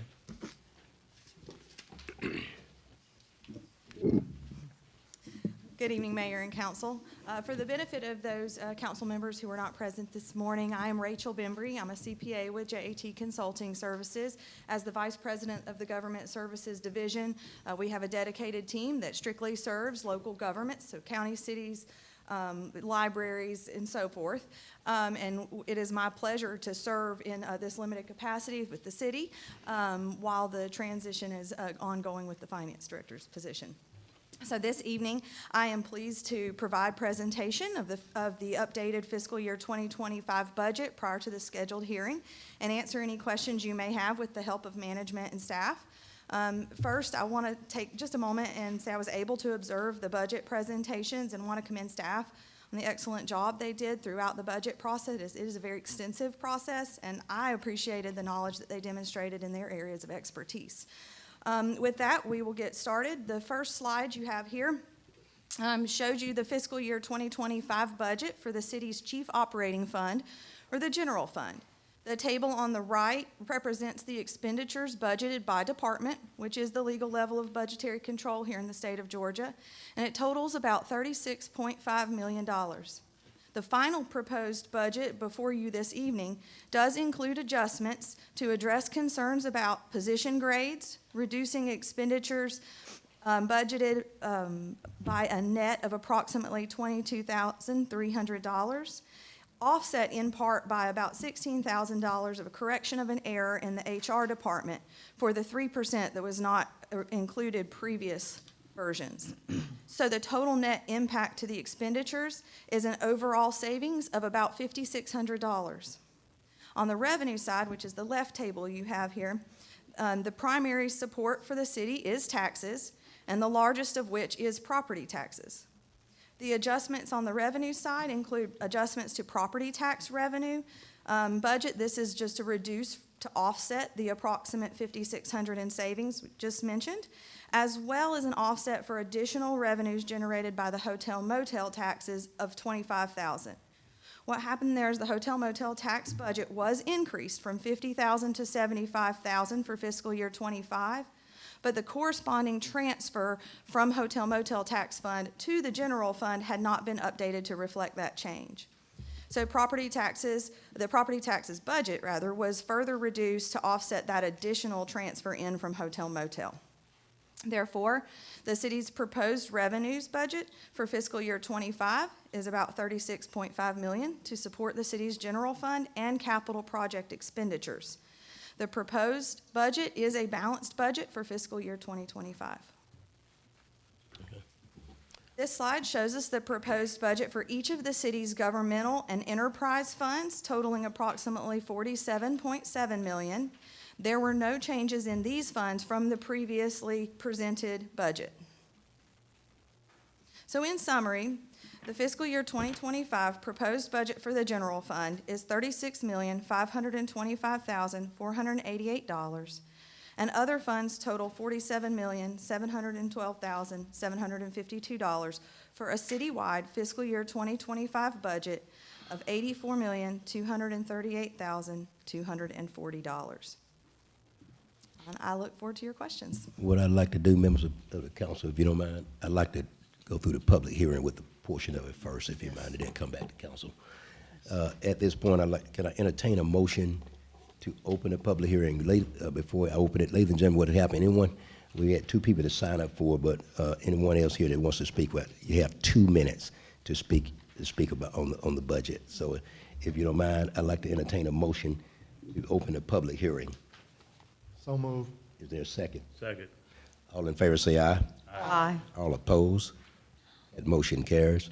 Ms. James, would you call our first 2 people? First speaker is Pamela Jackson.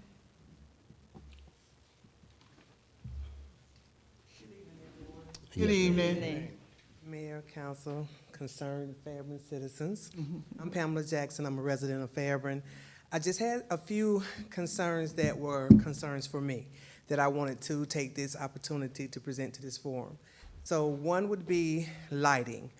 I live off of Vickers, literally about a 4-minute walk, not even a 4-minute walk from the elementary school. Did you want to say something, Mr. Avery? Yes, ma'am. I'm trying to tell her to turn the clock on.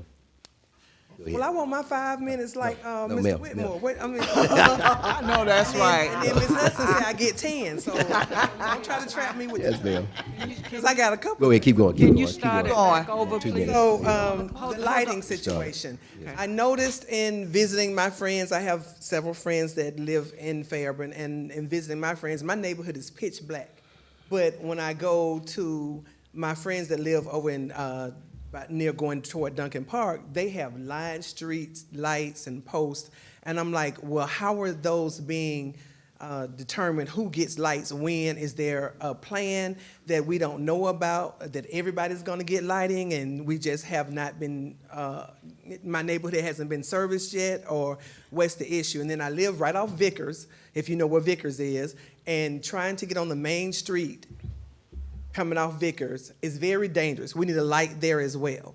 So I wanted to put that out there in the atmosphere so somebody could possibly address that, as well as the gentleman that talked about the walking and biking trails. I'm elated to hear about that. That's something that's very, very near to me. I have grandkids that I like to take to the parks and let them ride their bikes. So that's great. I didn't even know that was coming.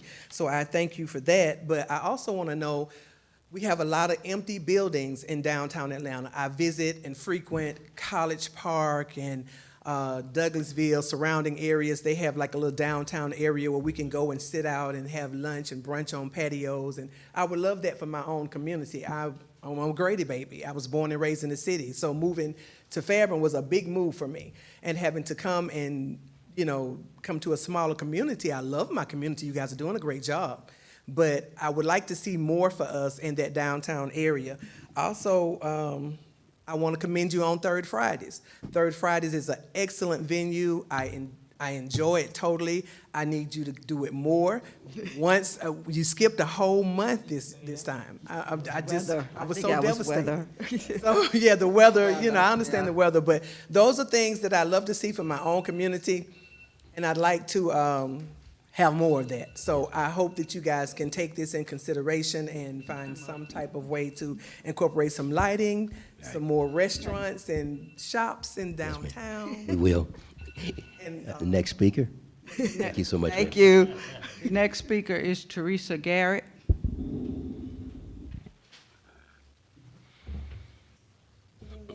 Good evening. Yes, ma'am.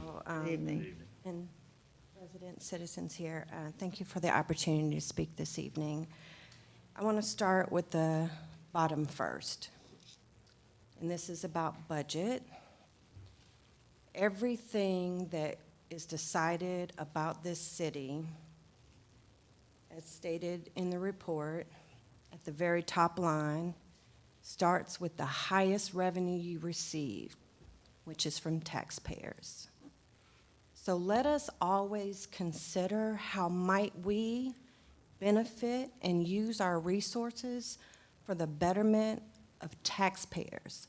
Let that always be top of mind in every decision. As citizens of this city, I can speak for myself. My merit increase was not a double-digit merit increase with my employer. A lot of companies have even frozen hiring new staff. In hospitality and restaurant business and certain resources, yes, they still need good people. But in the corporate sector, ask Home Depot and UPS, if they're hiring in their HR department right now, if they're hiring in their marketing departments right now, I would beg to guess that they might be frozen on hiring new staff. My salary did not increase double digits, but my taxes did. I went from paying around $700-ish in my city taxes, does not include the $3,000 to Fulton County, to over $1,500 in city taxes on a house that is 1,500 square feet, built in 1962. My salary, again, did not increase $300 a month for my mortgage to increase $300 a month. Yes, ma'am. Let us always consider the taxpayers. Thank you so much for your Thank you, comment. Ms. Garrett. Thank you. Is there anyone else wish to speak on the budget? Please come on up. Yes, ma'am. I'm looking at you. Yes, ma'am.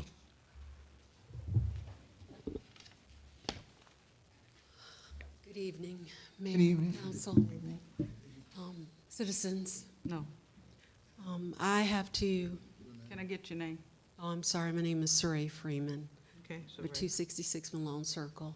And I would like to thank you for your service.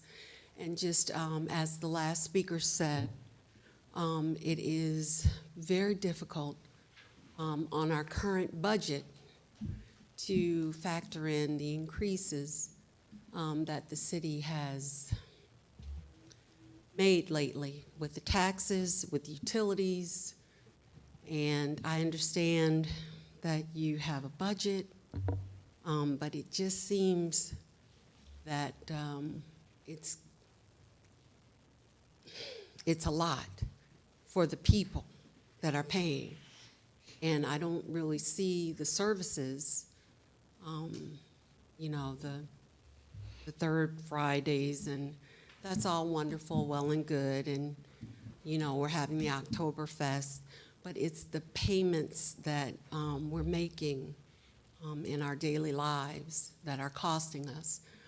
You know, it's just a lot. So please, you know, take into consideration what's going on, like she said, with the citizens. Thank you. Yes, ma'am. Thank you so much. Anyone else wish to speak? Yes, come on up, ma'am. Hello. Hello. My name is Lasine Forte. I am a 13-year resident of Fairburn. Come on now. I'm new to all of this, so I just wanted to state my piece and say that I am overly excited and I am greatly appreciative for all of the activities and the improvements that I personally see at Fairburn. Y'all have done an amazing job. Me and my kids look forward to the third Friday thing. And that's about it. I'm appreciative of everything. Thank All the you. help provided and, Thank you. keep up the good work. Thank you. Is there anyone else that wishes to speak on the budget? Seeing none, can I entertain a motion to close the public hearing? So moved. Motion is made by Mr. Whitmore. Is there a second? Second by Mr. Heath. All in favor say aye. Aye. All opposed? That motion carries. At this point, members of council, I'll entertain, what we'll entertain is the 5-minute rule, and it says uninterrupted, right, 5 minutes, and then you cannot speak. Rule 10, uninterrupted Yeah, 5. uninterrupted 5, correct. That's what I was trying to make sure. Okay, so members of council, if I can start, look to my left and right. You can start. Oh, okay, go ahead, Ms. Sir, go ahead, sir, you want to say anything? Oh, I'm not ready yet. If someone Oh. else wants to speak, please. Okay. I think I have, I have said a lot during this morning and this evening at the 6 o'clock, but if you want me to go, I'll go. Where's my note? I don't have a problem with that. I'm not scared. Can you Wait. change the clock back, Please please? start the clock at 5, yeah, go ahead and start it. Wait till they start talking. Wait till they start talking. Yeah. Go ahead, sir.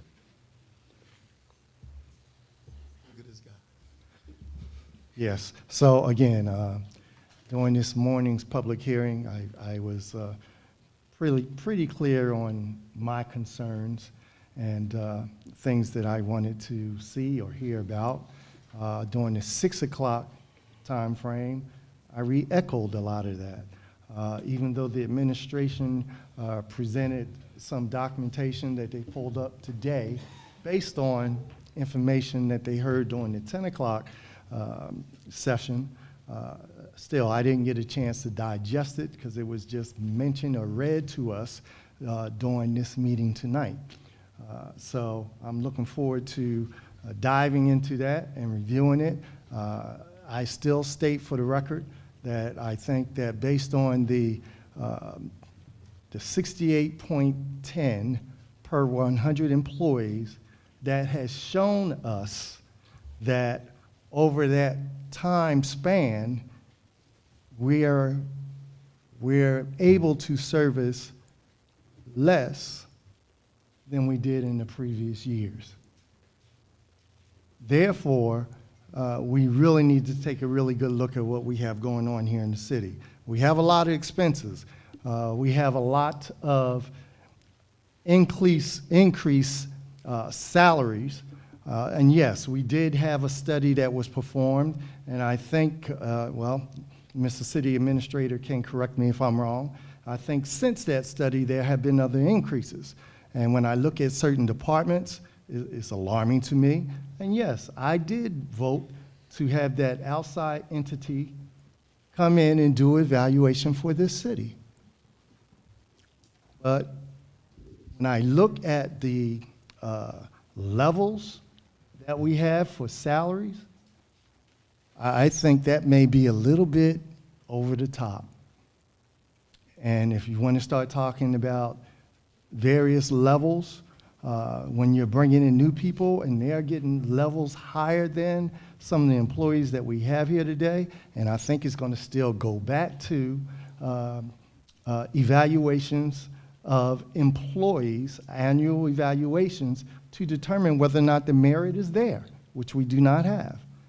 I also think that one of the recommendations was a whistleblower, so that if employees see, feel, or know something, they're not afraid to come forward. Now, and I know that there has been a lot of talk that we have happy employees in the city of Fairburn, and we do, but we have some concerns from those employees as well. And I think that they need to have an avenue to voice those. Now, I will say for the record, and I hope those employees are watching this live here tonight, there is nothing in the personnel policy that states you cannot speak to an elected official. Nothing. You can talk to us. We hear more from you sometimes than we do from the administration. That information is very important to us so we can ask the hard questions. And I have been asking some hard questions, and I will continue to do so. And with my 1 minute and 27 seconds left, also, I would like to state that the concerns that I stated when I sat down with the finance director and one of my colleagues, along with the city administrator, the mayor, and the assistant city administrator, again, to date, those things have not really been addressed. I don't want to wait until we get to September when we have to do an up or down vote of whether we're going to approve this budget or not. That information needs to be forthcoming and forthcoming now so that we all can make an informed decision of which way we would like to vote. And as I stated in my 45 seconds left, as I stated this morning, each of us up here are elected officials, the 7 of us. We all have an opportunity to engage in debate. This is a democracy, and we should be allowed to debate and offer our concerns and look for ways to improve what we currently have. And I am one that will continue to speak up for the record, regardless of how people may think of my comments.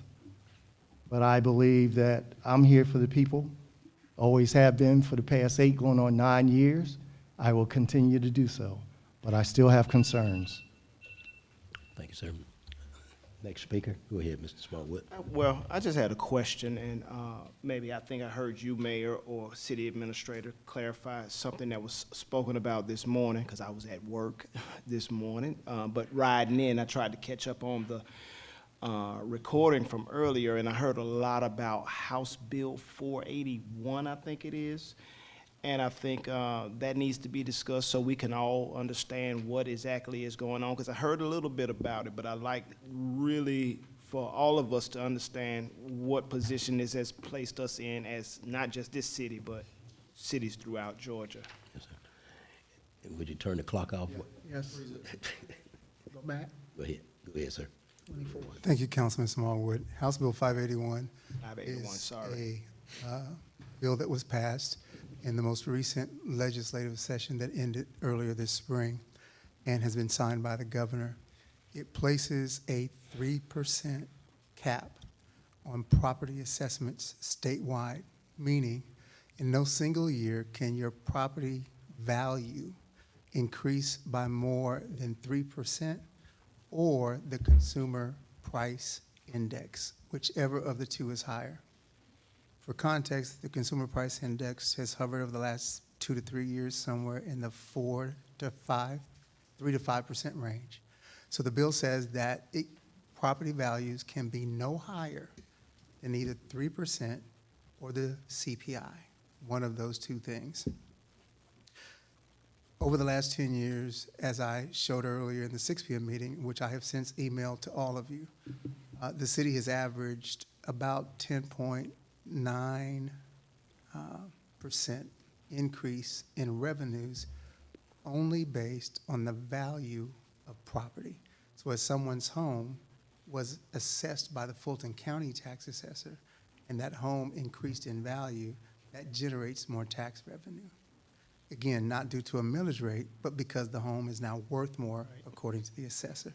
So over the last 10 years, though it has fluctuated a lot year to year, particularly in those COVID years, the average over those 10 years has been just under 11%. With House Bill 581 now placing a cap at 3%, that means that we will no longer be able to average 11% based solely on the value of property, because that bill now caps those valuations at 3% or the consumer price index. So I hope that answered. Yes, so basically what you're saying, because that's your finance terms, but if I'm understanding in just basic terms, that's gonna severely decrease what we're bringing in per year with those tax dollars. And I think your chart, if I saw it correctly, 53% of our money comes from those property taxes, right? That's correct, and that, again, has been emailed since the 6 p.m. session so that all of you can review that information. You also made a very valid point when you proposed your question, Councilman Smallwood. This is not a Fairburn-specific issue. As I started, this is a statewide bill. And if you look across cities similar to Fairburn, counties, school systems, a lot of municipal entities are having to wrestle with this same issue in their budget presentations this year. So I only speak on behalf of what my city, which is Fairburn. But I think if you take a look at multiple other cities, House Bill 581 has had a statewide impact, and a lot of school systems and counties and other cities are having to work their way through the same discussions that we're having. And so it isn't only Fairburn, it is a state bill that is affecting municipal entities statewide. Okay. Steve, Well, I'll just ask, I don't need all that time, but I will just ask because I'm in the same category as that graceful lady out there. I didn't get an increase myself, but I know over the last few years we have gotten the utility increases, and we're faced with this. So I just ask, that we do all we can to try to find more dollars. And as we continue these discussions, just how else we could pull in our belt, so that the citizens aren't more adversely affected. So that's all I have. okay. And then, member of council, to my left, Ms. Hudson, then I come to Ms. Davis. Start. Okay, so I heard some discussion about an evaluation that was done. Can you specify what type of evaluation that was? Because I don't have any of that information. Go Was that back. in- 7. So, Ms. Hudson, if I understand your question correctly, we were talking about the Evergreen study. Well, we mentioned two. We mentioned the Evergreen study, which was a classification and compensation by an outside vendor.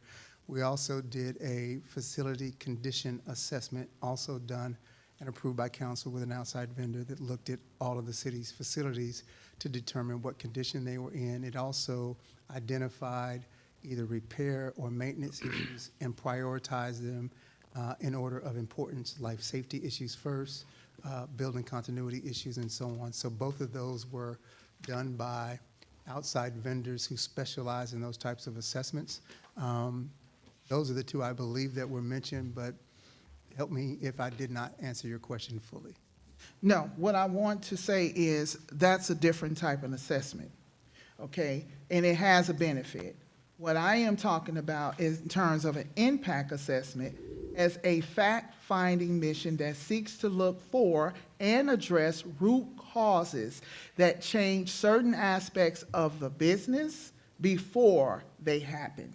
It is structured by certain deliberate steps or processes that look at the implication of certain actions in terms of our staff, business, and the entire environment. So those two are different because we don't have it there. And this is not, like I said earlier, a pun intended against anyone. I'm a data person, I'm a policy person, and I'm a public administration, and this is Public Sector 101. These tools in place will make sure that transparency rules in the city of Fairburn, and then it makes sure that we are getting the biggest bang for our tax dollar. When we go back to the budget, one of the things I did not see, we're using events as community engagement. Events entertain people, they don't serve people. So with a proposal for a mill rate increase, I would like to see how we're going to serve the people. We can have wonderful parades, which everybody is looking forward to the October 5th date, but remember, that's 100% funded by a tax dollar. We need to build corporate partnerships, expand our networks, so the taxpayers do not have to foot the things that we want to see happen here in the city. And so it is very bothersome to me that, when we make decisions, I wanted to be clear, we all sat down with the finance manager. There should not be any undertones about how we derive at decisions, because there is evidence-based practice on how we make decisions, and they're simple. Gather the information, identify what the problem is, identify the alternatives, weigh the evidence, choose among alternatives, take action, review your decision. So we can sit down and we can meet with the finance director 50 million times, but when we come to make a decision, there's one route to effective decision-making, and that's evidence-based. based evidence is used in different ways, but fundamentally means using information that is produced through systematic analysis of results. That justifies what we do and keeps us moving forward in transparency, efficiency, equity, all of those things that make Fairburn even more brighter and more shinier as a city. I got 1 minute 45. Ooh, whoa. So I'm not going to ramble, but to my residents, I do have to give something to you all. It is of no effect for council members to advocate when we have low attendance out at meetings. It is such a hard pull to engage you all. And I understand we all work, we all have busy lives, but I want to pull you all in, and I want to pull you all in and ask that you do not let this governing body govern without you. Responsible government is servants to its people. We are your loyalists and your servants. Make us earn every vote that we got up here. Changes happen. How we change, how we view change, how we see change and embrace it, we have to work on that. But we can't stay stuck in one era and think that we're going to get something different. And for the record, when we talk about equity in our spending, please make sure that we are serving our constituents October 5th. They need to have something, a hot dog, a hamburger, or something. It gives us no great advantage just to have parades and parties and bow wow jumping around on the stage, and our citizens are having trouble with lighting in their community and trying to afford these increases that we're putting on them. Citizens, at some point, we will have to make definitive moves to increase here, but we have to work to them first. Thank you so much. Other member, go ahead, Ms. Davis. Yeah. Thank you, Mayor. First and foremost, I would like to say I am glad to see the number of people that are out today, tonight. Sometimes it's only maybe a couple of people in here, so I appreciate your presence. The citizens that spoke up in reference to the budget, in reference to how things are hard now. Things are expensive. It seems like everything is going up at the same time. And at the same time, and I think I said this at a council meeting, that our salaries are not commensurate with the expenses. But we're in a very funky economy right now due to, I think, various things. And I think I also said that if I could just have a meeting, this is prior to Mr. Powell, who is head of the Federal Reserve. I had said if I could just have 30 minutes with him in reference to these interest rates going down. So it seems like that's going to happen. But we appreciate you, I appreciate you coming up and talking about things, because you're right, things are really difficult. I want to say too that in reference to our concerns that were addressed this morning at the 10 o'clock meeting, I want to thank the administration for pulling all the information that we requested of you. I think about 11 o'clock we left. So I appreciate you pulling all that information together and taking notes and recording our concerns at the 10 o'clock meeting. But now I want to ask, in reference to the millage rate and the increase and the additional revenue that will be coming in for our fiscal year 2025 in the amount of $2.1 million, how will those funds be utilized?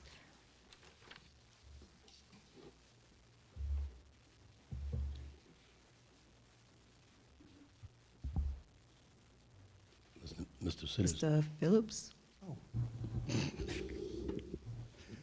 Councilwoman Davis, we will prepare a response from you in writing that will go to all council members.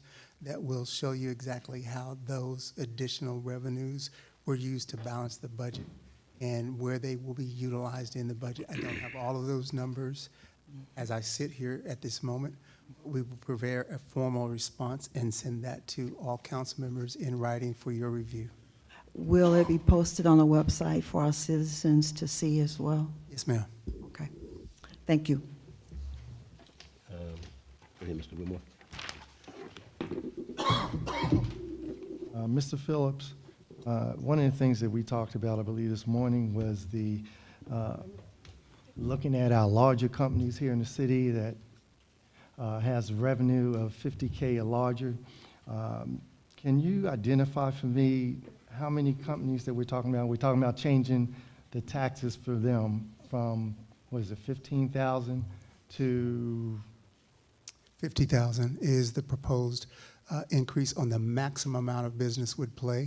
There are about 20 businesses on that list. I do have a list that I can provide to you that specifically lists those. These are our larger industrial and corporate partners in the city, most of whom have revenues in excess of multiple millions of dollars.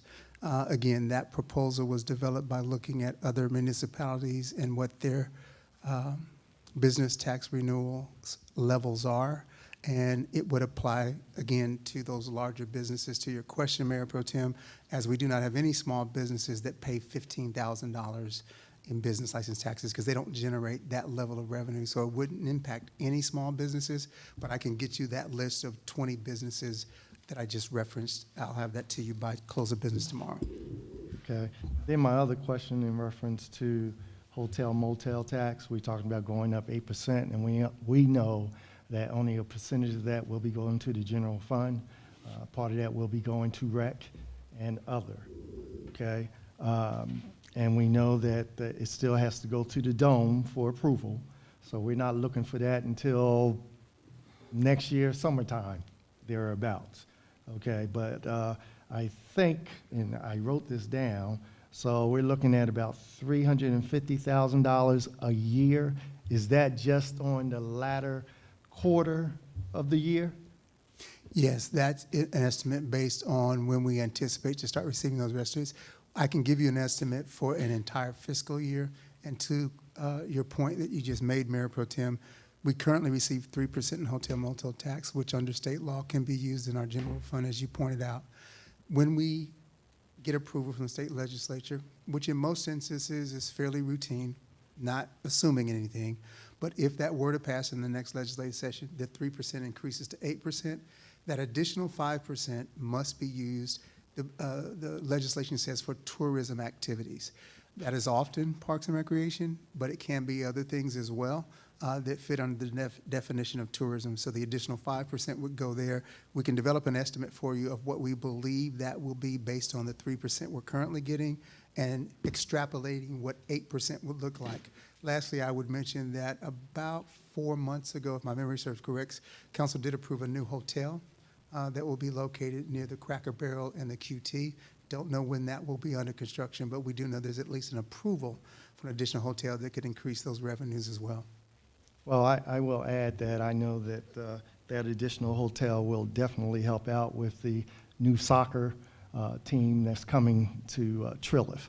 But now I'm going to turn my attention to Mayor and Council's budget. And I think the last time we were here, we were talking about taking it up to, I think, the max of 21, but we were talking about 18 for council. And for those that are sitting on any approved entity that the city is engaged with, i.e. NLC, our state, and so on and so forth, we have one member that sits on the board of NLC. So I asked for, and I have received, going back from 2017 up to 2024, looking at each council's expenditures per year. No one, and I repeat, no one has ever met or exceeded what was previously entered. And my position is I can't see us going up to everybody $21,000, because then what happens, just like any other government, if it's not used, it will probably be used prior to the end of that fiscal year in some other way. It'll be pulled and reassigned. But that's not the purpose of why we should be doing this. We should look at the data that shows us what we have been doing, and then we as elected officials vote on what it should be. I know it's not your call, but I'm putting it out there because, again, when I look at the data proves what I have been saying. On top of that, there's one other area that, if my colleagues would agree, and I think we need to address, which is our current travel policy. That policy that is currently in place right now is mixing personnel and elected officials, which now takes away from our opportunity to go to an annual training right downtown.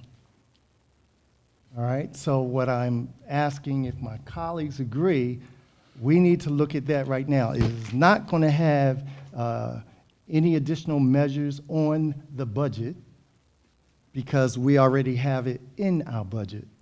But that policy is not fair for those of us that believe in training and goes to every training that's available to listen and have collaboration with my colleagues throughout the state and bring ideas back that I think will be beneficial for our city.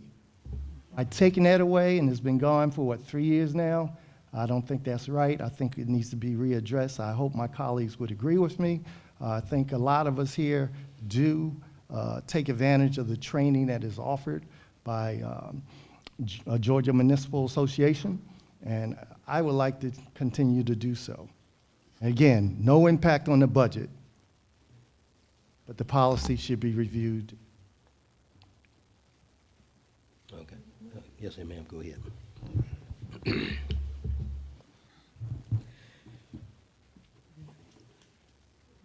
I'm sitting here and I'm feeling the pain and the difficulty of the budget discussions that we've had this year. And what I want to say about them is that we are dealing with decisions that had not been made, decisions that had been pushed down the road because we didn't want to endure the political fallout. That's one reason. And because we didn't do it, we have now been mandated to expend funds and to raise rates because we didn't have the political will to do it in the past. Specifically, utilities. We have been operating in the red for the past 10 years or more. If you were in private business, there is no way you could do that. But we did. And we did it to the point that we can't do it anymore.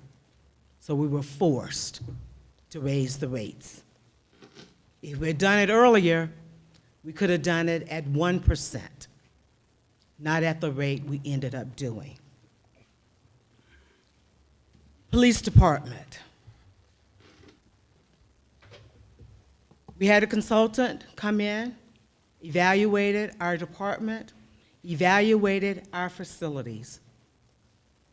Our evidence room was abysmal. We were losing evidence that were part of investigations because there were leaking roofs or water damage into the police department. A foundational issue, not one that we as a taxpayer get directly, but is one that is necessary if we are to operate as a city. So we had to expend money for that. We had to expend money to maintain our police officers. We, cities around us, were losing police officers left and right. We had to find money for that. We also found money as an incentive to help with recruiting of police officers and to have them to stay within our cities. Because statistics and evidence have shown that if a police officer is in a neighborhood, people notice. Things don't happen. So we decided to do that. Our fire department, we had our ISO rating review. We've had #1 rating for numerous years. But in order for us to maintain that rating, we had to do some things. As was mentioned earlier by the administrator, the fire station, was it 23? 21. 21. How abysmal it was. These are our employees living in these conditions. Our streets department, that building, the abysmal condition that it was in. I have used that word abysmal several times, and that is because we didn't bite the bullet years back to do what was necessary. And lastly, and I can go on, but let's not forget to talk about the cybersecurity threat that we had. Technology is very expensive. That's why we never did it. That's why we always went out to a consultant, but we never paid what we really need, pay for what we really needed. So it's half-stepping, and that's why we were having problems. We do not want to be a city that is held hostage because we don't have access to our data, which is actually your data. So I just want to close by saying these are some major issues that we had to address. Our backs were against the wall. And I want to apologize that we had to make all these decisions now. Unfortunately, I was only one vote. So I couldn't get the team to see that we needed to do some things in order to not be in the position that we are now. But here we are. So I am closing. I'll come back to you. Okay, thank you very much. I'm done. You still have 5 minutes. I'm done. Thank you. 39 seconds. Huh? 439. 439. Okay. Yes, ma'am. I'm sorry, Mr. Heath, did you have anything you want to say? No. Okay. What I was just going to mention, ladies and gentlemen, and I'll come back to you, Ms. Jones.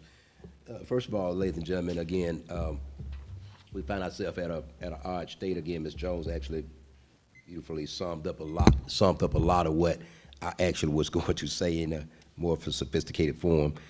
I'll just say, ladies and gentlemen, as a person that's the manager of the department, Fulton County government, as the compliance department manager over that department, budgeting is very important to me. Literally, I'm in both budgeting and both governments simultaneously right now as I talk about staffing.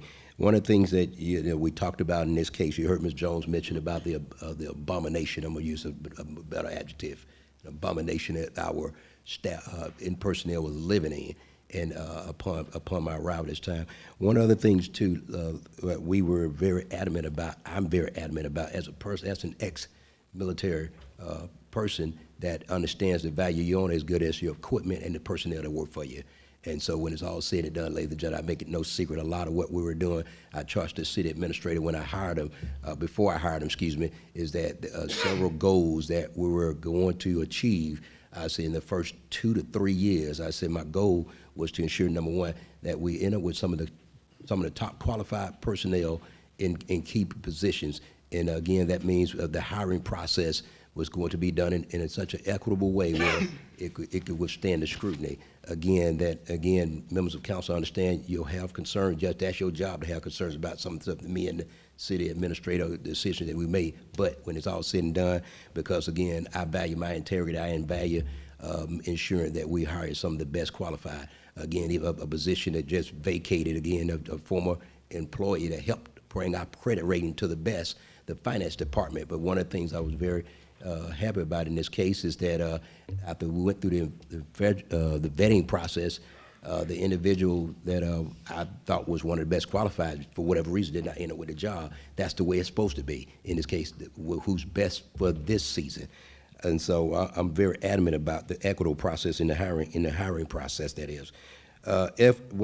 House Bill 581, and I have to hurry up, ladies and gentlemen, killed 70%. One of the things in your presentation, Mr. City Administrator, you mentioned you missed that it was 70% of loss. That was a 70% loss of revenue. I don't know how many people can lose 70% of their income and still maintain at all. And so one of the things that our government is doing, as Ms. Jones has mentioned, we're having to make the hard decision. We're not the only government. Unfortunately, this bill was 159 counties that has to have this conversation, along with 400 plus cities.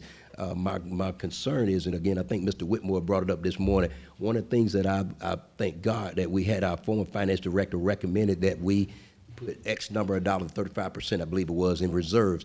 And so that way we're prepared for unforeseen circumstances, because things still happen. Because of interest rates and the housing cost of living is going up, things happen. And so we're still in a better position than most governments right now.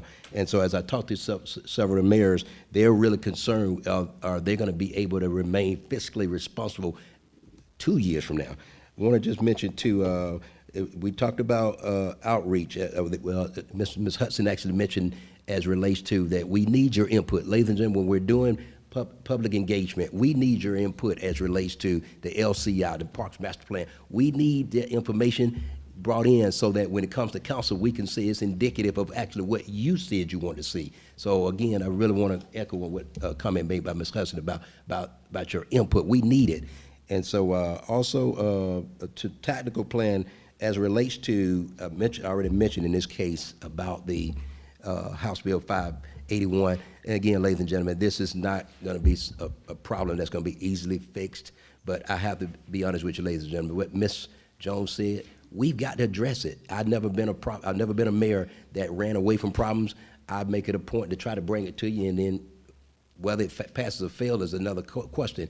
But we have to maintain our level of efficiency. Us moving to the campus, nine departments into the campus was a move for efficiency purposes. We're paying $1 million already, and so in this case, we said, hey, we need space, let's move. And so we spent a lot of hours trying to figure out how do we remain efficient. I want to just mention too, one of the projects that's coming up, and council will get a chance to talk about in great detail, the public safety building. That's a project that's coming up again. And one of the things I want to commend staff right now, haven't found a way already of how we'll be able to pay for that. Again, that's a subject for another day. But I just want to say again, thank you, members, thank members of the public for being here. But I want to thank our city staff for making a mark in this city that'll never be erased. Follow up. Right on time. Go ahead, Ms. Hudson. Okay, I'll be short. I want to correct the training budget for city council members, $15,000, and then it was one budget for $22,000 for one member. I stand again, all members should receive the same amount, straight across the board. I questioned early on, around in March, the amount of over $2 million being housed up under the city administrator. We have never had that amount of money unchecked up under a department before. Can someone please explain why we have that much money that will be up under your department, and it pretty much is without our scrutiny if we approve it? Yes, ma'am. So that amount, which I'll detail here shortly, was a part of the approved budget. It was presented in the budget. In every budget that's been approved, it has been complete transparency on the city administrator's budget. Some of the things that are in the amount you just referenced, city attorneys' fees come out of the city administrator's budget. In the last budget, and Ms. Chris is trying to pull that information up now, I believe that was nearly $700,000.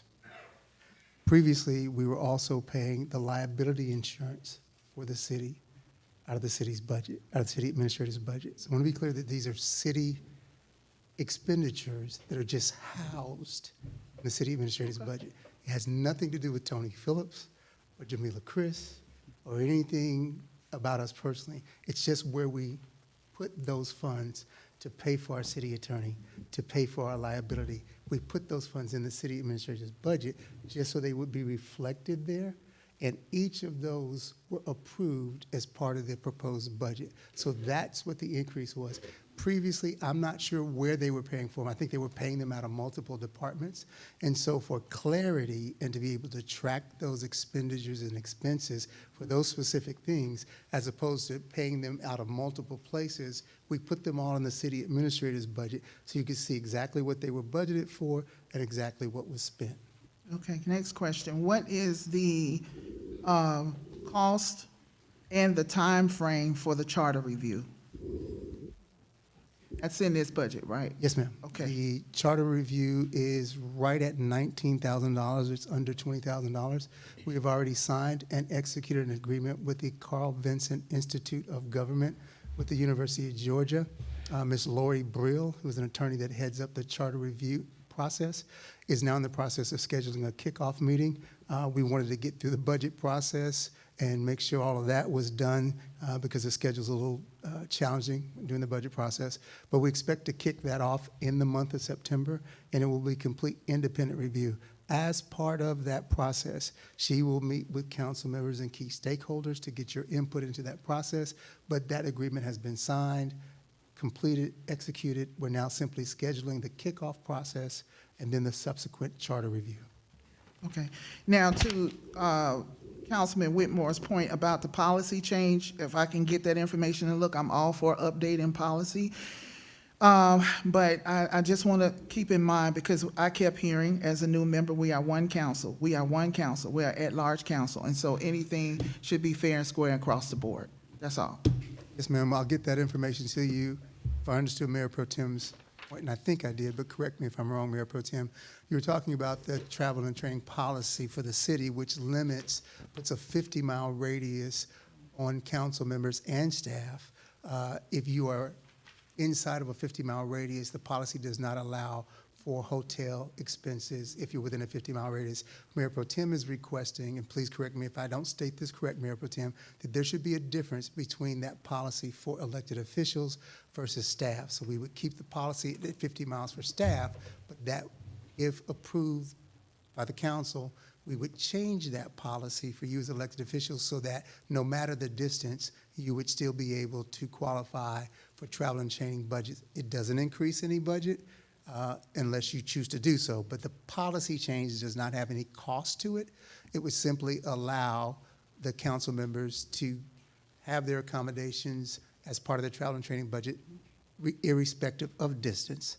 And again, that was a change that was approved as part of the travel and training policy back in, I believe, late 2022. And that's when that change was put in place 3 years to the Mayor Pro Tem's point. And at any time that the council so chooses, you may revise that policy at your discretion. There's no recommendation from me or Mayor Pro Tem, if I understand correctly, to change anything on the staff side. We would continue that as was previously approved. But you may decide as council members how you would like that to apply for your elected officials. I have to acknowledge one correction for the public, and sorry.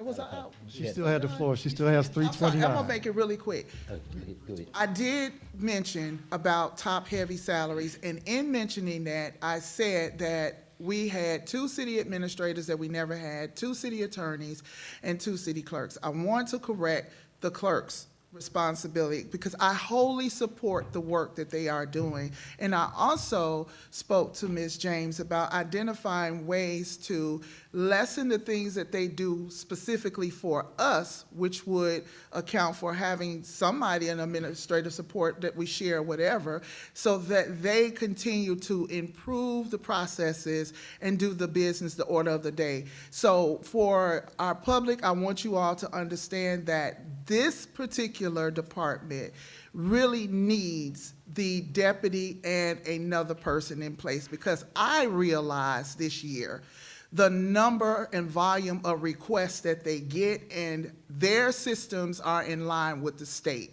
So I totally support the city clerks, and there was no error, but I said two, but it's one clerk and one deputy and one assistant. That's it. And I wanted to defer because, for clarity purposes, only one person is appointed as a city attorney in the city of Fairburn, and that's Rory Starkey. As occurred with the previous city attorney, well, let me not speak about the previous city attorney. I wasn't here, so please withdraw that. Mr. Starkey decides in handling the city's legal work who to delegate that to. Those charges are per hour charges, whether he is doing the work or someone in his firm. But Mr. Starkey, so I don't get this wrong, allow me to pause. There's only one city attorney, but if you could address how you process the city's legal requirements. Well, the city attorney, we represent all 13 departments as it relates to requests that are filled. They typically come from your office and various department heads, and then we get issues that come from mayor and council. And so there's no way that one person, one city attorney can address all of that. We have Valerie that's of council with our firm. She handles all of the zoning matters. We deal with purchasing matters on a daily basis. We deal with police matters. We deal with all of the departments. We process all of that work. Serena acts as my deputy city attorney, not appointed, but assigned that position by me. And she produces a lot of the transactional work. There's a lot of condemnation litigation that goes on. We process that work in-house. And my firm manages, we have paralegals that assist in that work. And so that's how we process the work. And we keep detailed billing statements of everything that we do. And City Attorney, for clarity, the planning and zoning attorney existed prior to your appointment as the city attorney, and some of the other legal things you referenced were pre-existing. Is that a correct statement? That's a correct statement. And also the solicitor's work is under my umbrella. Of counsel with my firm. I used to be the solicitor for the city of Fairburn before I became the city attorney. And so that work is also billed under the city attorney. Notwithstanding the fact that Valerie was in place, she continues to bill that work as my of counsel.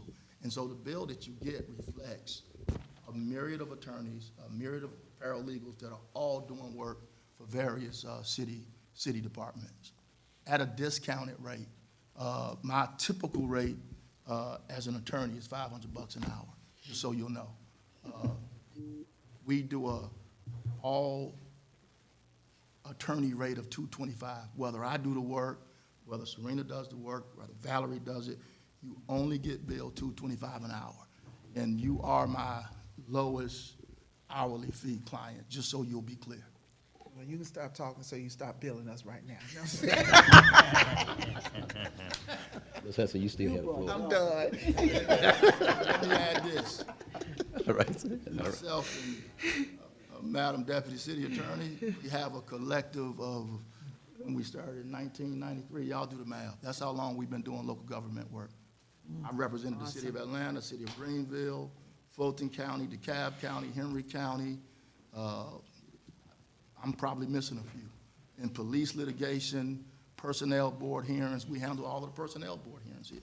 Any legal work that happens here, we process it. And we keep painstaking details of everything that we do. Gotcha. I think if you got, I was trying to keep up with 10 minutes. If you exceeded 10 minutes, I just don't remember now. Whitmore's out of town.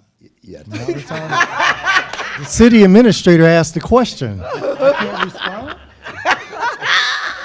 Maybe you can yield some of your time to Brother Whitmore there. Wait. Right ahead. Alex, can you yield some of your You time? have now? some of my time. I only use 4 minutes and 39 seconds. I have You have 4 minutes and six, something you have 4 minutes. minutes and 39 seconds Yes, left. you can, No, I yield to Save you. yours. Save yours. You may want it. done. I'm Okay. done. So, in reference to the travel policy, Yes. Mr. Phillips, that was correct in your rendition of my thought process. And then I would just like to add the history, and everything is data-driven. The history is that for years, going back to Mayor Avery's first 2 terms as mayor, and probably before that, where we participated in this continual training to help us become better public officials. It's a lot of good information that comes out from GMA, and as you can see, based on the award that the mayor presented to me, I am now up for my last award for training purposes, and that's because I take advantage of every training opportunity that is offered through GMA. That being put aside, I think that answers your question, sir. So I would also ask that if you can provide me with some numbers again. This is a budget process. And when we say we're putting 35% in reserve, I would like to know if we went down to 30%, what would that 5% be to assist us? We should be looking at every stone turned, not unturned, every stone turned to help us come up with a budget that will be acceptable to your elected body and palatable to our citizens. Mayor Pro Tem, we will get that information to you in writing. The difference between 30 and 35%. I will simply share what I shared at the time that policy was approved. The standard in many cities is 25%. We took a more conservative approach to our reserve fund just to ensure we would have money on hand for emergencies, and it was approved at 35%. I will get you the difference of what 35% versus 30% will be and send that to the council. And so let me add, I do remember the 25%, which is the industry norm, I would say. Okay, so I would like to see both 25, 30, 35. So the difference of the two, that will help me in making my decision about a mill rate. Understood. Sir, Ms. Davis? Yes, just quickly, I want to also piggyback a little bit on Councilman Whitmore in reference to, Mayor Pro Tem, ma'am. oh, I'm sorry. Okay. Excuse me, sir. Mayor Pro Tem, you're right, I'm sorry. My bad.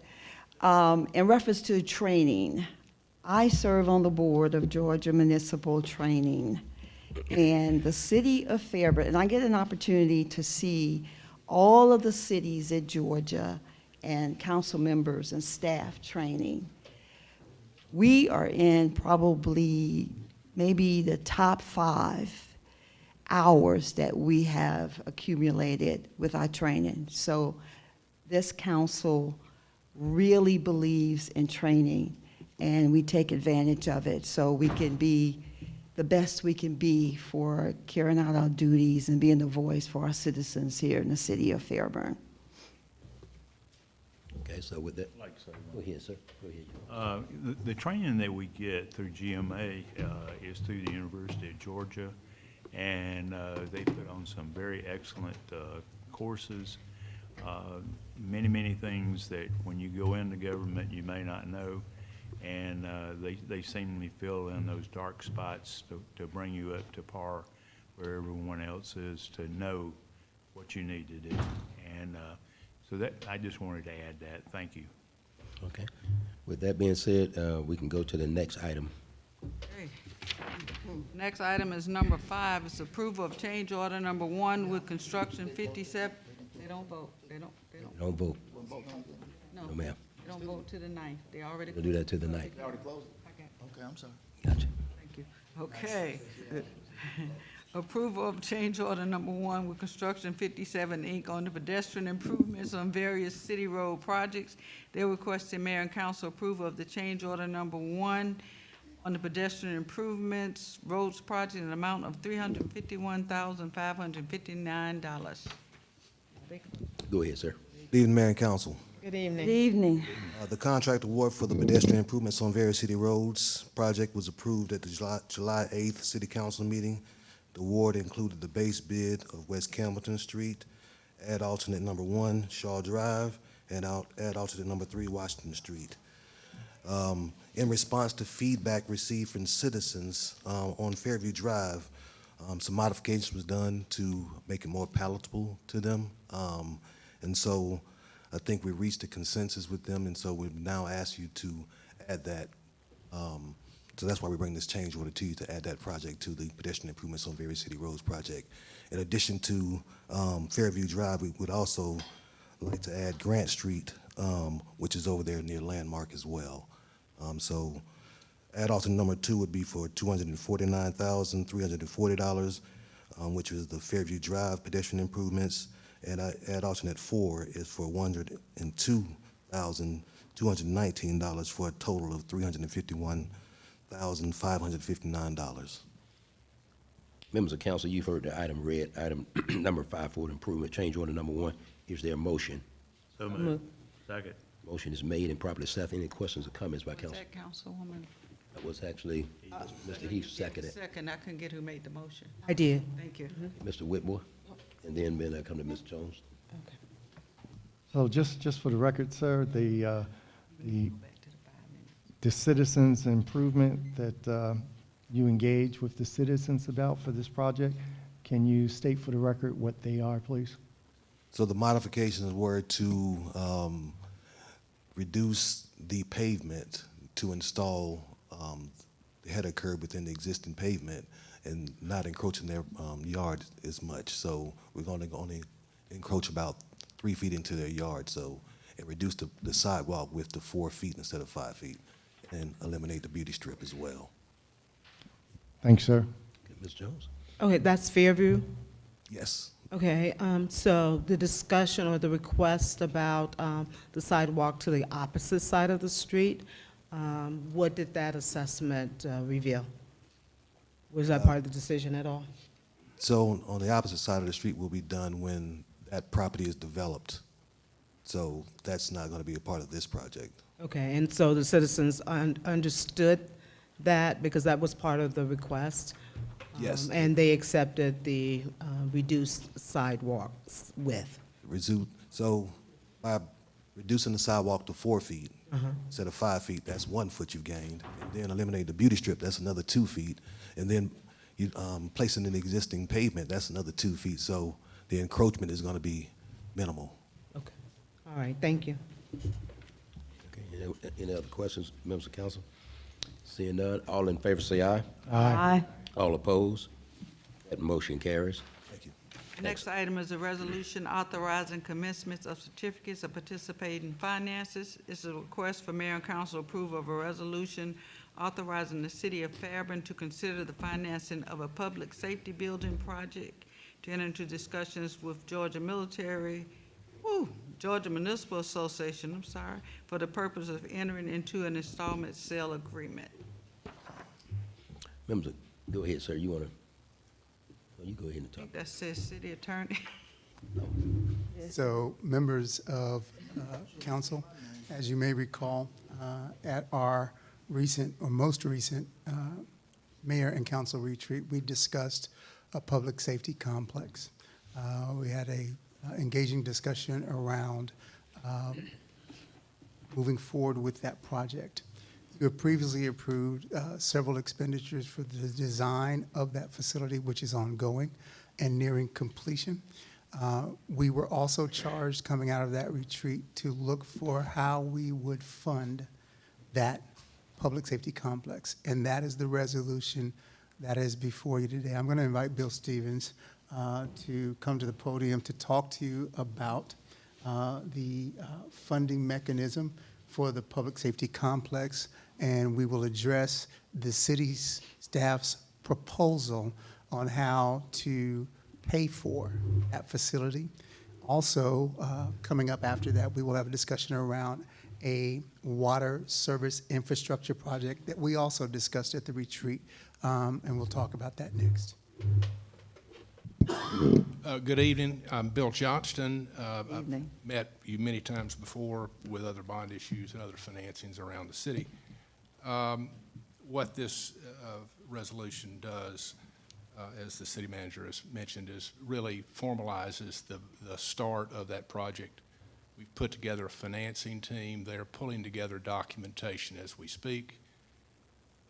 This really formalizes the start of that. We will come back to you once that those drafts are completed for a formal approval of the remainder of the process. That will allow us to get the financing rated. This is for both issues, by the way. To get the financings rated, to get them to market and sell the bonds and the certificates, and then come to you once they are sold for your approval for the final interest rate. So we'll see you a couple more times. But this is really the formal start of that process. The calendar that we have put together is really in draft form, but we expect to come back to you within the month. Expect to price the bonds, go through the rating process. That'll take some time. Expect to sell the bonds in October and close mid-November. It's an orderly amount of time. You can speed it up or slow it down. I recommend that we continue on in an orderly fashion, but that's what the two resolutions are for. All the components of the public safety building you have established or are establishing. I've had 2 calls today about those to get to our attorneys. Those will be implemented and put into the documentation for the financing, as will on the combined public utility issue, the 2 projects that you're contemplating, the water supply from Fayette County and the purchase of wastewater capacity from Fulton County. So that's what it is all for. I can get into whatever level of detail you wish. Let's do this one first. But we will be back to see you again. Well, let me bring the item So- to the floor. I just wanted to add, with your permission, Mayor, add one more piece. So the question becomes, how do we pay for this? That is really the bottom line of that. So as relates to the public safety complex, as you are aware, there was a general obligation bond approved by the voters in 2011, a GO bond. That bond runs through 2031. It is what was used to do the Duncan Park splash pad and pool. It is also what is used to construct Fire Station 23, which is nearing completion, and if weather contingent should be operational by January or first quarter of 2025. That will leave with the GO bond, which generates between now and 2021, on average, between $732,000 and $809,000 each year. So that GO bond is continuing to generate revenue. We sought clarity from the city attorney's office to ensure that we could legally use the GO bond revenues to service the debt on the public safety facility between now and 2031. So that's how we would propose to pay for the debt incurred to build this facility. Come 2031, it would be the mayor and council's decision whether or not to renew that GO bond. And that is how we would propose to pay for the debt it would require to build the public safety complex without any new taxes or any new source of revenue. We would use the existing GO bond to service that between now and 2031, and then seek council's approval to extend that GO bond to finish paying for that facility if it is approved. Secondly, In the Utilities Department, we currently have a CPU revenue bond, which pays for water supply projects. That revenue bond would need to be renewed, if council so chooses, by October of this year, and it would generate the revenue necessary to complete the water project we discussed at the retreat, which we estimate to be approximately $10 million, as well as additional sewer capacity we also discussed at roughly $600,000 to increase our sewer capacity. Two separate things. Water is supplied for potable drinking and water for homes. Sewer, of course, is the water, is for sewage. And our city, as we talked about previously, has more residents today than it had previously. As you add more residents, you need more sewer capacity. We purchase that from Fulton County, and they sell that to all cities that have sewer capacity, not just Fairburn. And there's $600,000 in there to allow us to purchase additional capacity for our growing population. Okay. What I'm gonna do, I'm gonna bring the item to the floor then. Members of council, any questions you have? Members of council, you have before you a resolution authorizing commencement certificate of participation finances. Is there a motion? So moved. Motion by Mr. Second. Motion is made by Mr. Whitmore, second by Ms. Davis. Any questions by comment, by council? Nope. I have one question. Yes, ma'am.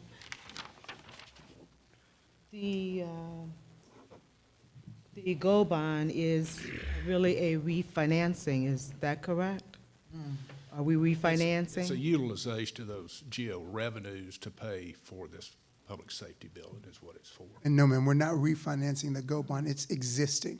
Okay, So the fire station is essentially paid for, but that GO bond is still generating between $732,000 and $809,000 each year after the fire station is approved.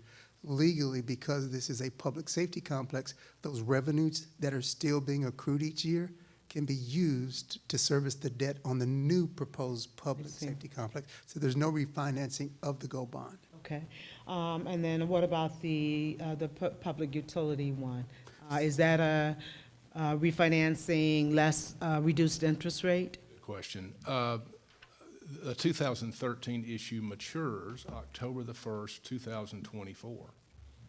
And the new issue that is being structured, it takes the revenues that were being expended on that issue and applying it to the new issue. So there's not a rate increase.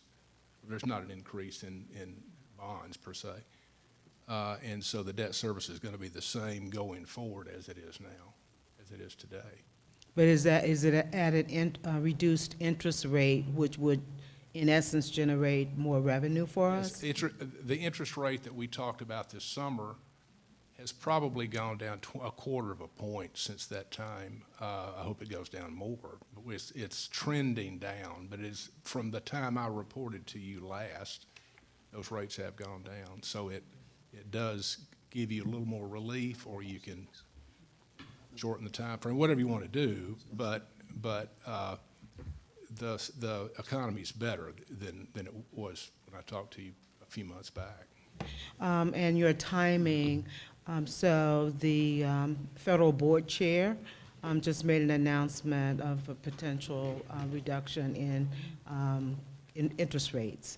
Would that potential have an impact on this issuance when we go to market? It will. Yes. I think a lot of what the federal, last week, it had a huge impact on the stock market, and it had a pretty serious impact on the bond market. I think while the Federal Reserve, the chairman have not announced the rate cut, it's already cooked into the markets. But back to the reduction in interest rate of what you're planning to do, rates are coming down. They're down from where we talked before. So our timing is I wouldn't say perfect, but it's better. It's better. Yes, It's okay. better, yes. All right, thank you. Thank you. Mr. Whitmore, go ahead, sir. Yes, Mr. Johnson. I would just like to thank you, number one. Yeah, we did task staff with finding a way to make this happen. And one of the discussions that was made even this morning as well as doing the retreat. Initially, it was just going to be PD, but we thought about that and said that it should be the combined, right, safety complex. And my thought process has always been economy of scale. You pay me now or you pay me later. So by paying now, it's going to take care of that. And by using the existing GO bond is very much helpful. So kudos to staff for going out and realizing that and contacting and communicating with you. So very happy for that and just want to say thank you, sir. You know, members of council. I researched it, no questions. And I was just going to thank you. I was going to thank you, sir, again, Bill. You and I talked in great deals right before as I was preparing to come back. I believe it was in Cracker Barrel. We talked about the bond that was actually going to expire this year, with no idea that I would already have something in place ready for that money to be used. But I wanted, as Ms. Jones said, it may not be perfect, but it's right on time in this case. And so it's a much needed project in this case. But I want to thank you so much for your diligence as relates to being able to make sure that the staff could properly prepare information for council's review. So thank you so much for your input as it relates to that. Members of council, being that there's no more questions, all in favor say aye. Aye. All opposed? That motion carries. Next item. The next item is a resolution authorizing commencement of Series 2024 Combined Public Utility Bonds. It is a request for mayor and council approval of the resolution authorizing the city of Fairburn to consider the issuance of the Series 2024 bonds for financing of the Series 2024 projects. Excuse me, Tony or either city attorney? This is the second item that Mr. Johnston just referenced. And let me apologize. Earlier, I called him Bill Stevens. I was thinking about Brian Stevens. I've talked to Bill Johnston more times than I can count, so I know his name is Bill Johnston. But be that as it may, this second item is the one Mr. Johnston just referenced for the water utility projects that we talked about, both with the neighboring jurisdiction as well as the sewer capacity. Members of council, you heard item number 7, resolution authorizing commencement of the Series 2024 Combined Public Utility Bonds. Is there a motion? So moved. Second. Motion is made and properly seconded. Any questions or comments by council? Go ahead, Mr. Whitmore. Again, we understand that we were running out of capacity for sewer, and to find a way to make this work is something that we definitely needed, especially with some of the new construction that we have coming to this great city of Fairburn, and also to find a way to relieve ourselves of some of the obligation going to the city of Atlanta. So again, it's another way for us to address some very important issues that is facing this government in a very short matter of time. So thank you again. Any other members of council? I just want to publicly thank the Director of Public Works for at Fulton County Government has worked very close with us in our efforts and to ensure that this issue is addressed as quickly as possible. David Clark. David, I can't think of the name of him. It's just David Clark, and so I want to publicly thank him because again, that's been a great relationship. I don't know if you want to mention anything. Tony, did you want to mention anything? Thank you, Mayor, for mentioning that. Fulton County has engaged with us in a very productive way. David Clark, who is the Director of Public Works for the county, has been a very solid partner. We have regular communication. He has been open and accessible with both he and his staff. So it's an ongoing partnership, and to the Mayor's point, it has been productive, and we certainly want to continue to work well with our county partners. Right. Seeing no other questions, all in favor say aye. Aye. All opposed? That motion carries. The next item is approval of the Economic Strategic Plan Report. This request for mayor and council approval of the update to the City of Fairburn's Economic Development Strategic Plan. Good evening, Mayor and Council. We are pleased to come before you again to discuss or to report on the Economic Development Strategic Plan. Our final report represents an update or building upon the existing 2016 plan. It is a blueprint for local economic development activities that deal with key areas such as the community, economic business, workforce development, infrastructure improvements, and many of our key areas. I will say this, the blueprint from 2016 helped to direct us and guide based upon both qualitative and quantitative data as to what the priorities should be in building our business retention plans, and also in identifying what are key areas that we needed to work on in economic development. This plan represents input from our community and business stakeholders, from our leadership, from our elected officials, from our community more specifically, and will represent new goals and objectives for the next 5 to 10 years. With that said, we identified one of the best and brightest in the field, and that's KB Advisory Group, which they were from a competitive bid process. So I'm going to invite the project lead, Mr. Jeff Kiaski, to introduce the rest of the team.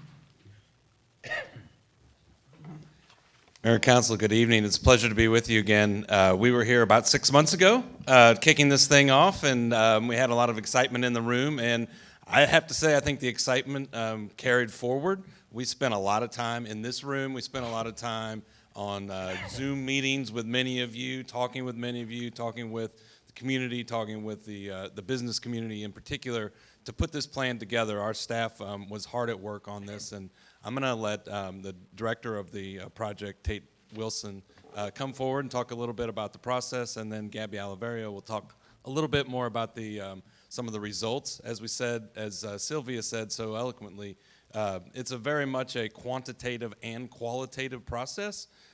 We are definitely data nerds, if you will, but the qualitative side is just as important to this, and kind of tying the two sides together. So we're going to give you a little bit of a summary of the overall plan. The plan is complete.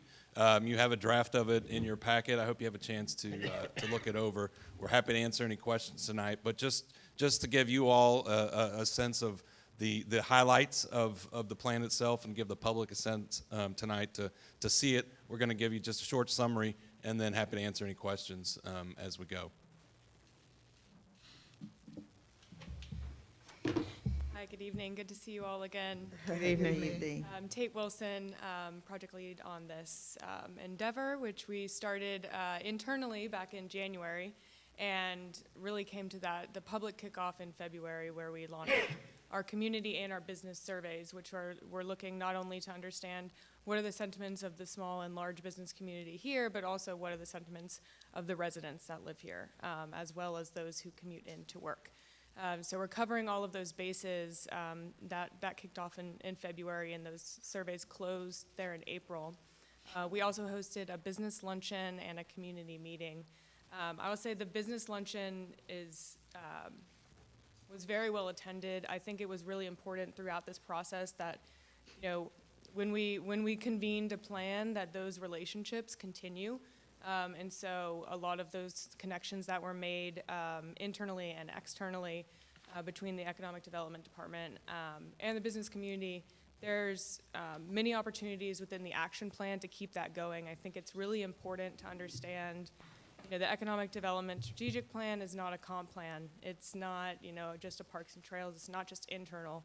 And we've been before you before and spoken one-on-one with all of you, and I think one thing that is really clear here in Fairburn is just how much there is to leverage externally, and you have a really capable staff and a really vibrant, engaged community. So the business luncheon, I think, was really successful there. So we take all of those inputs kind of pre-April and turn them into merging those with our more technical analysis. So June and July was really honing in on those target industries, an update from the previous plan, and then sitting down with the administration, with the departments, to understand the previous action plan, what had been accomplished, what still needed to be accomplished, and what needed to be added. And so again, that's taking on a look at who are the partners that are involved, and leveraging more of those connections. So finally, after having this action plan and lots of partners, we are not voluntolding them, but we created our stakeholder consensus survey to understand and make sure that we had champions, external and internal, that we're going to be, really moving this plan forward. Economic development is truly going to take multiple aspects, right? And some of which aren't even present in the market today. So making sure in this 5-year horizon that looking out for those future opportunities that may not be able to be harnessed currently under this existing structure.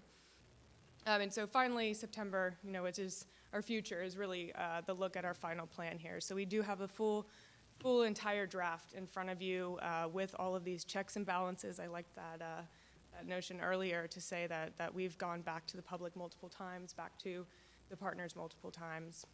And so this is really a summary of how we got here. Again, we've said qualitative and quantitative a couple times now, so I won't kill it. But really getting to those target industries and ultimately that action plan, that is the roadmap. That is the meat of this. That is the direction and authority that the department needs to be able to go day to day. And with the blessing of the community, with the blessing of the leadership, so that they can work autonomously almost, and at a pace that keeps with the business community so that they don't lose those opportunities both to retain and to attract. So I will hand it over to Gabby to explain the target industries and how we got there. Thank you, Tate. Thank you, Mayor and Council, for your time this evening. We're very excited that we'll be working with you on this process and now being able to kind of present the final plan to you all.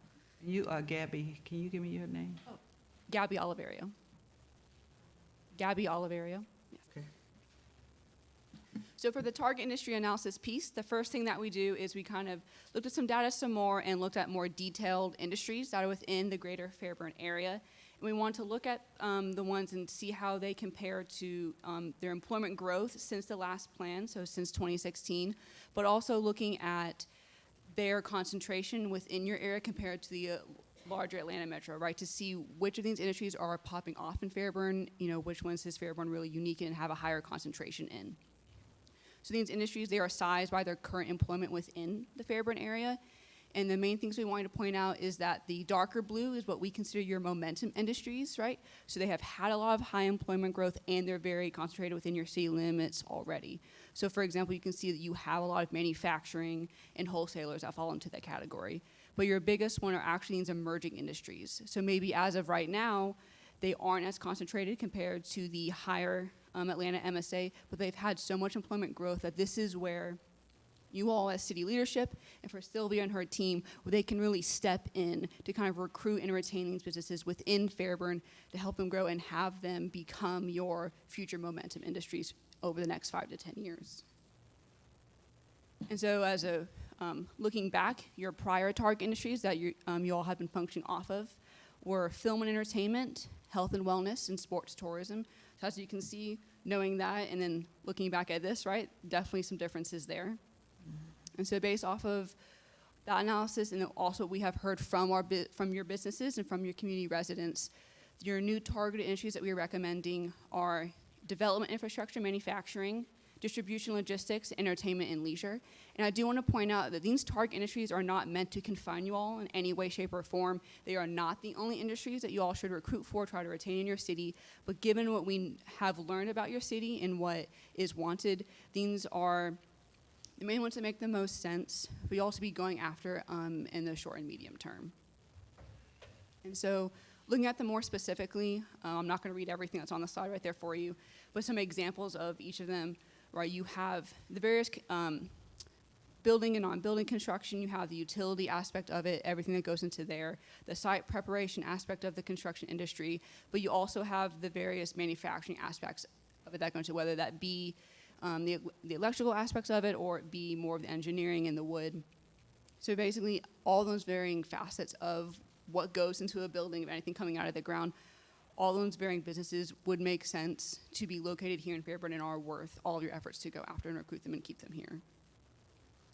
Of course, we see like distribution logistics.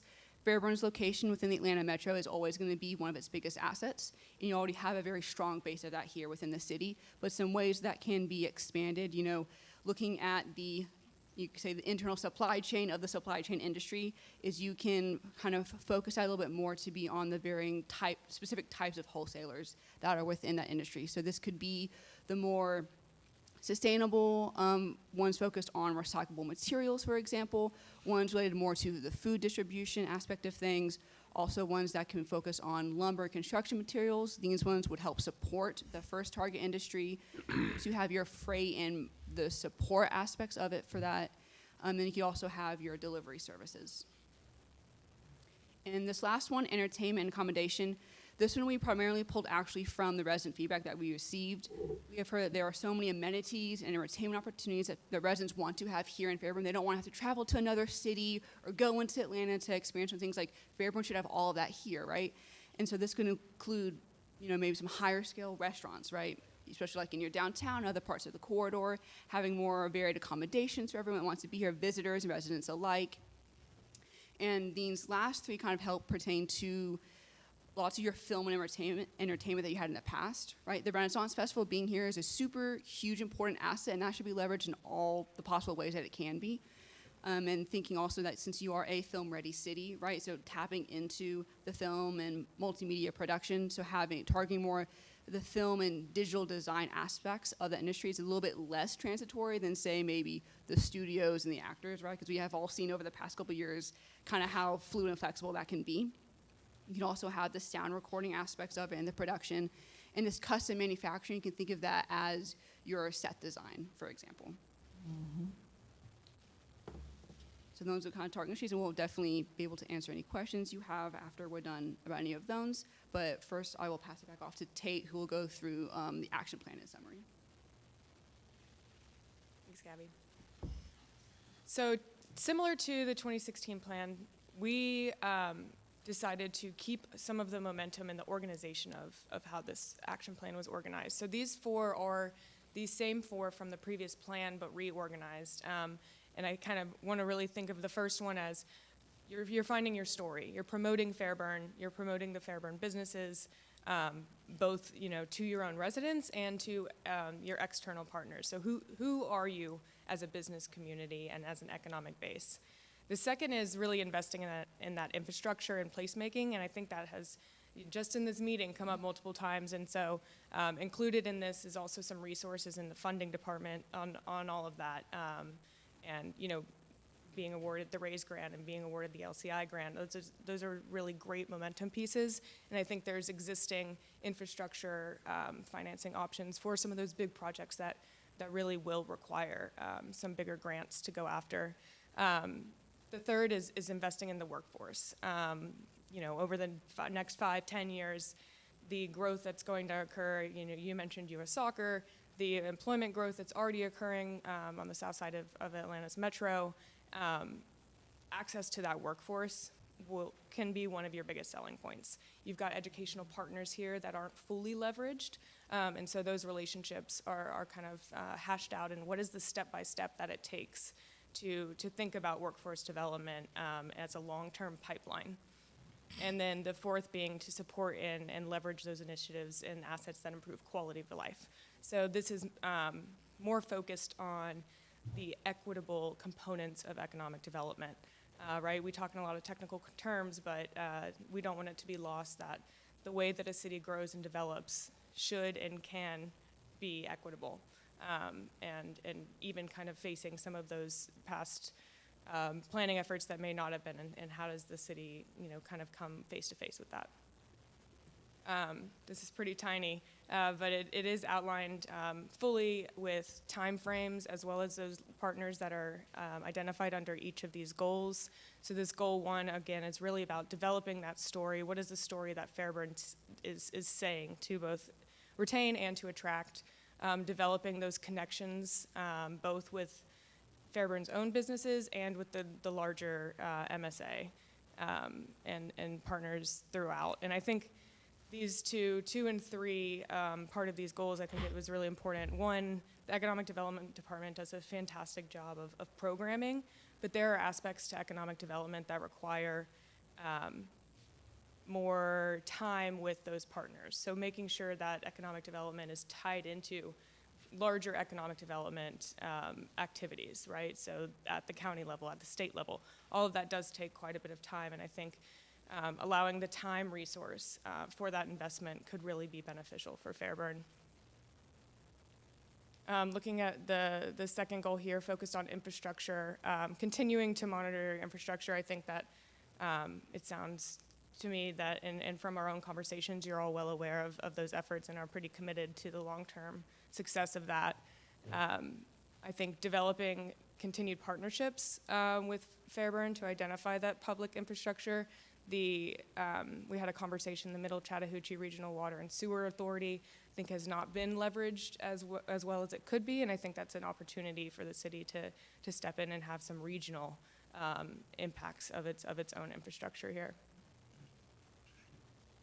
Looking at goal 3, collaborating with those local high schools. So between the 4 schools and a mile from here, I think that's, an asset to Fairburn. I might be wrong. Am I right? 4? Okay, good. That was kind of striking. I think it was something that was brought up from the get-go, is how does Fairburn take, I know there's the post-secondary and the technical college aspects, but there's also the high school level that exists right now. And I think that there's a clear path forward, if given the right time resource, that those relationships could really be fostered. There's existing workforce initiatives that are going on that could be tapped into, and it may just be about, it's a non-monetary thing, right? That's a relationship. A program may need space, Fairburn has space. You mix those together and you're offering to your residents workforce development opportunities that are already funded by a partner organization, and they just need the space. I think some of those opportunities could really come through, in the next, I would say, short term, the next 3 years. And then finally, focusing on the quality of life aspects. I think, again, the Renaissance Festival, but not just that. I mean, the growth of the sports tourism industries, the growth of the South Side, all of that comes together, and Fairburn's strategically situated to succeed, right? I mean, I think that's incredibly true. You're kind of right in the middle of what's happening, and to be able to have people come and to stop and be here is really important on both sides of the highway. So that's where the equitable component comes in. You do have some divisions within your city that you'll just have to work towards unifying, right? And those are some physical boundaries that exist, but making sure that the youth sports as to the professional sports, there's somewhere for somebody to stay here on both sides. There's recreation opportunities on both sides, and I think having some investment can create that sense of place that is then synergistic with the rest of your recruitment efforts. I'm talking fast because it's late and I know that you guys but we will stick around and answer any questions that you guys do have. It's been a pleasure, and KB is also on the LCI, so we really look forward to continuing to bring some of these recommendations to fruition, even in that small area plan within the LCI. So yeah, happy to answer any questions. What I'd like to do, members of council, bring the item to the floor, approval of before you approve of the economic strategic plan report. Is there a motion? So moved. Second. What are we voting on? I'm sorry, say what now? I'm sorry. I'm just trying to find out, is this actually something we need to vote on? Yes? Okay, sir. Okay. All right. Let me get that. Ms. Jones made a motion. Is there a second? Second. Any comments? Any comments by council? Go ahead, Ms. Jones. Yes. Fantastic plan. Thank you for the information. Very exciting. Talk to me a little bit more about the digital component of the entertainment. And what does that say about us needing office space? Because at this point, we have none to support, an industry like that. Yeah, I think it's come up, me and Gabby talk about this often, throughout Atlanta Metro, and really thinking about how do you retain the post-production jobs of the film industry. And a lot of times we talk about film is, that studio space is more industrial space, sound studios being industrial space that's rented out, and then if there's not a use, then it's not like a true studio. So I think what we're missing maybe in the entertainment part is that Atlanta, as its reputation holds, right, we have an entertainment a music scene. We have things that are within media that go beyond just film.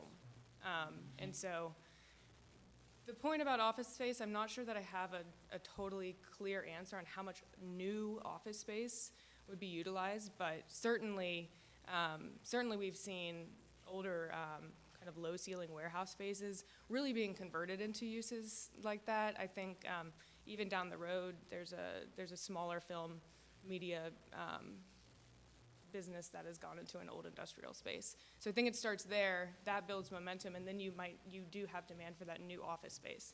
Because again, it's kind of a tough one to balance. New office space demands premium rents. Premium rents don't support the arts. So do you have existing opportunities within your kind of maybe aging stock here already that builds momentum for the new office space? Maybe that's not everybody's fanciest answer, but. Well, I think that's important that the space matters, but the location of office matters for sure nowadays, especially when people don't have to come to the office, right? Like the world has shifted on us. And what we know about what office space is succeeding is that it's office space that is not off in a park somewhere, isolated, where people drive to and they can't walk to lunch. When we talk to office brokers all over the Atlanta metro region, one of the main things that they say when they're trying to lease office space, especially the creative folks, especially the digital creative folks that you're referencing, Councilwoman, is they want to look out there and know, well, where can I live and walk to work and then walk and get a beer or a meal after work, right? So office space wants to be in mixed-use centers with amenities, right? Everything else is almost superfluous in terms of what an office, especially creative digital office types, want. And so one thing I would drastically impress upon you is you need some more housing downtown. You're lacking housing downtown. You want new restaurants downtown. All of these things will work together, right? There is a synergy between new creative office space, older buildings, new housing, and places to eat and drink. And you have a few places around town where you can do that, but downtown is like the logical spot. If it's gonna happen, it's gonna happen downtown. So I don't think we can sit here and guarantee that you're gonna get new office space, but I can tell you the elements that you should be working on that will make it much more likely for you to get office space. And one of them includes new housing, probably multifamily, higher density housing. One for Ms. Bookings. Do we have height restriction downtown? Is there such a thing? We do? What is it?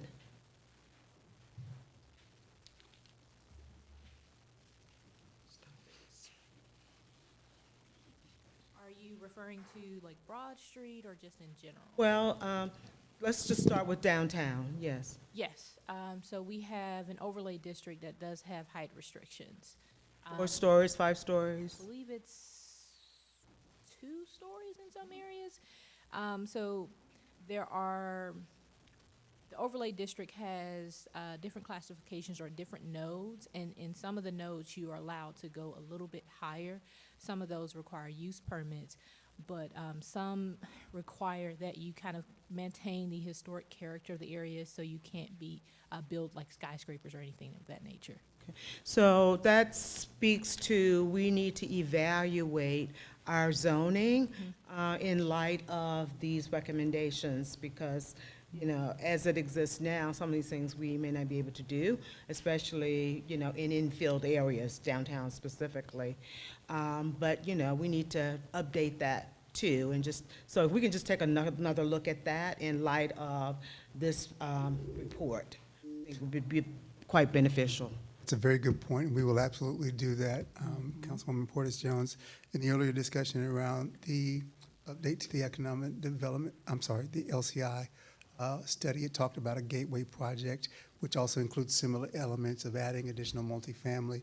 All of those are being anticipated under the current overlay district provisions and things that are currently in place. So we're going to make every effort to do exactly what you just said and make all of these documents and these efforts have some synergy and work in concert with each other. Okay, and we can begin with downtown, but I think we need to look citywide. Yes, ma'am. So Mr. Whitmore? Denise?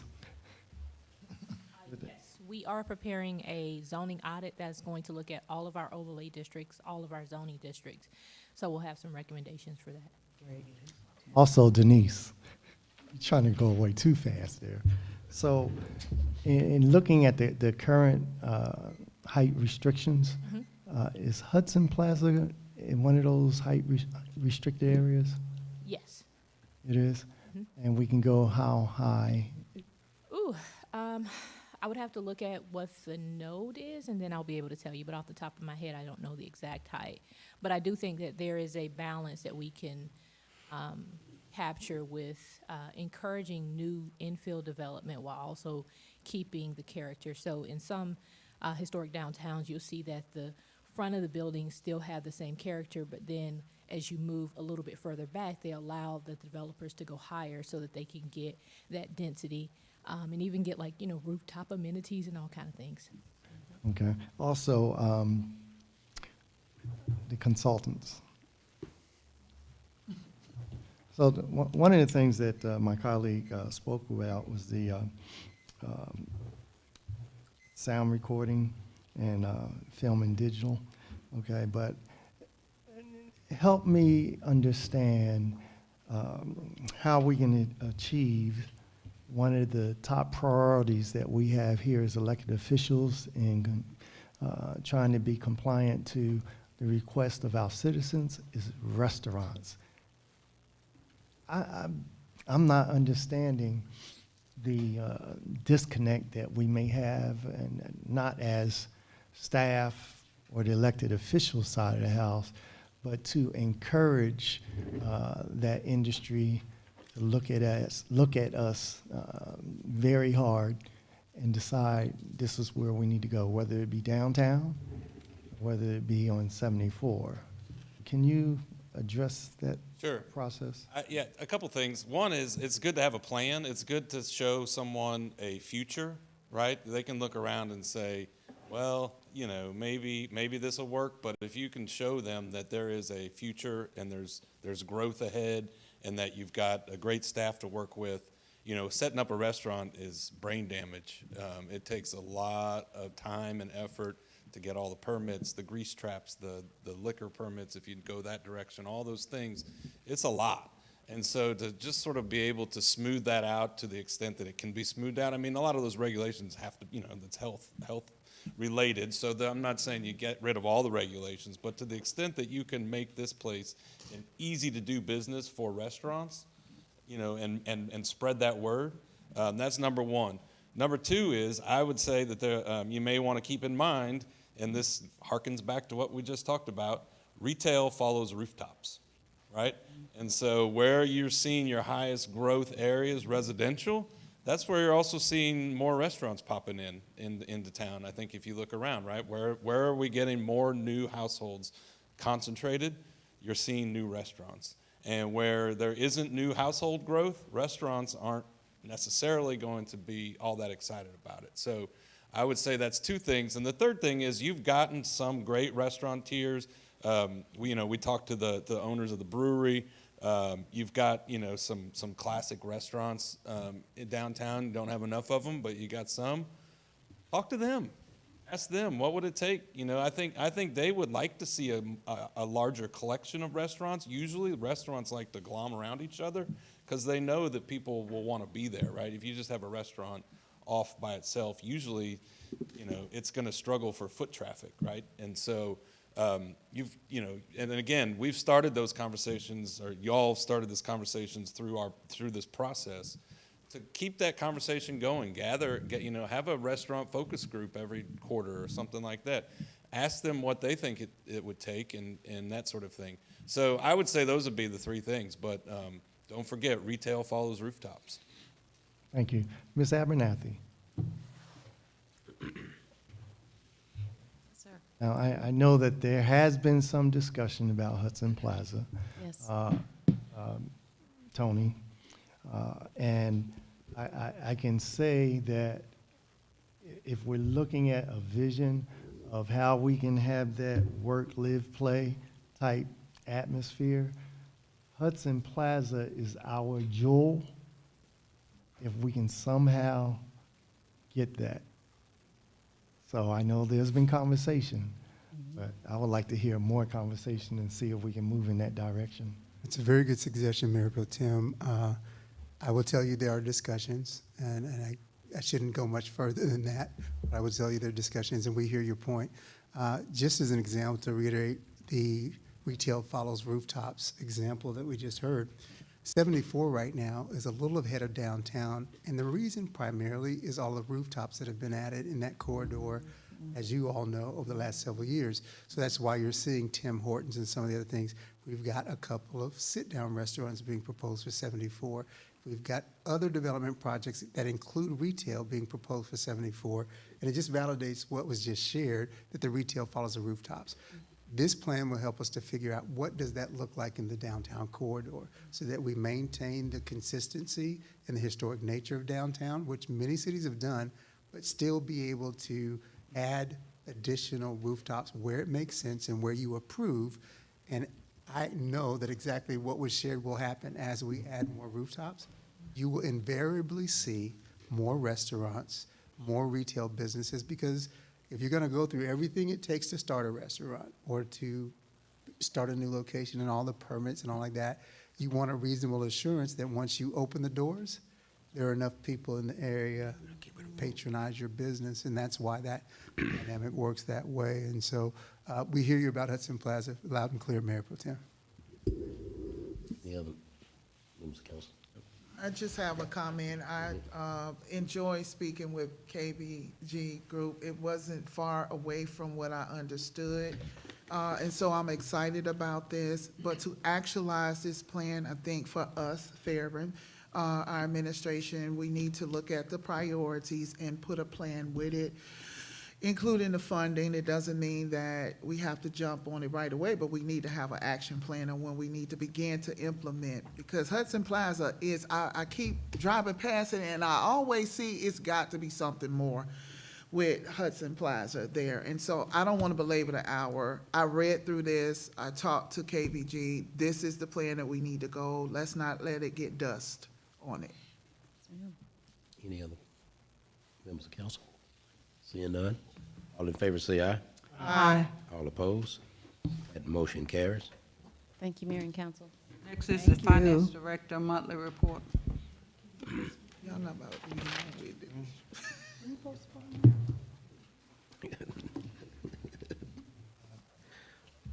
Y'all ain't gonna be long with it, is it?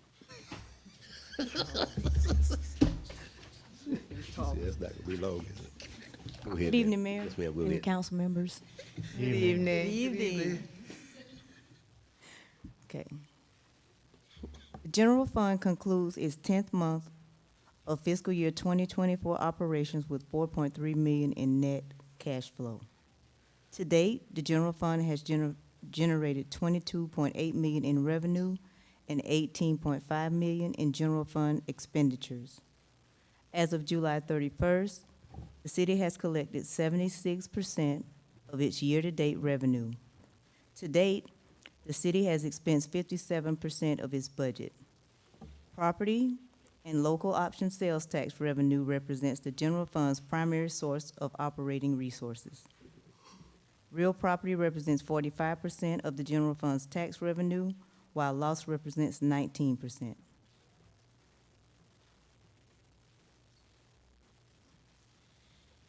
Of the $30,104,624 of budgeted general fund revenue, the city has collected $22,858,472 year-to-date.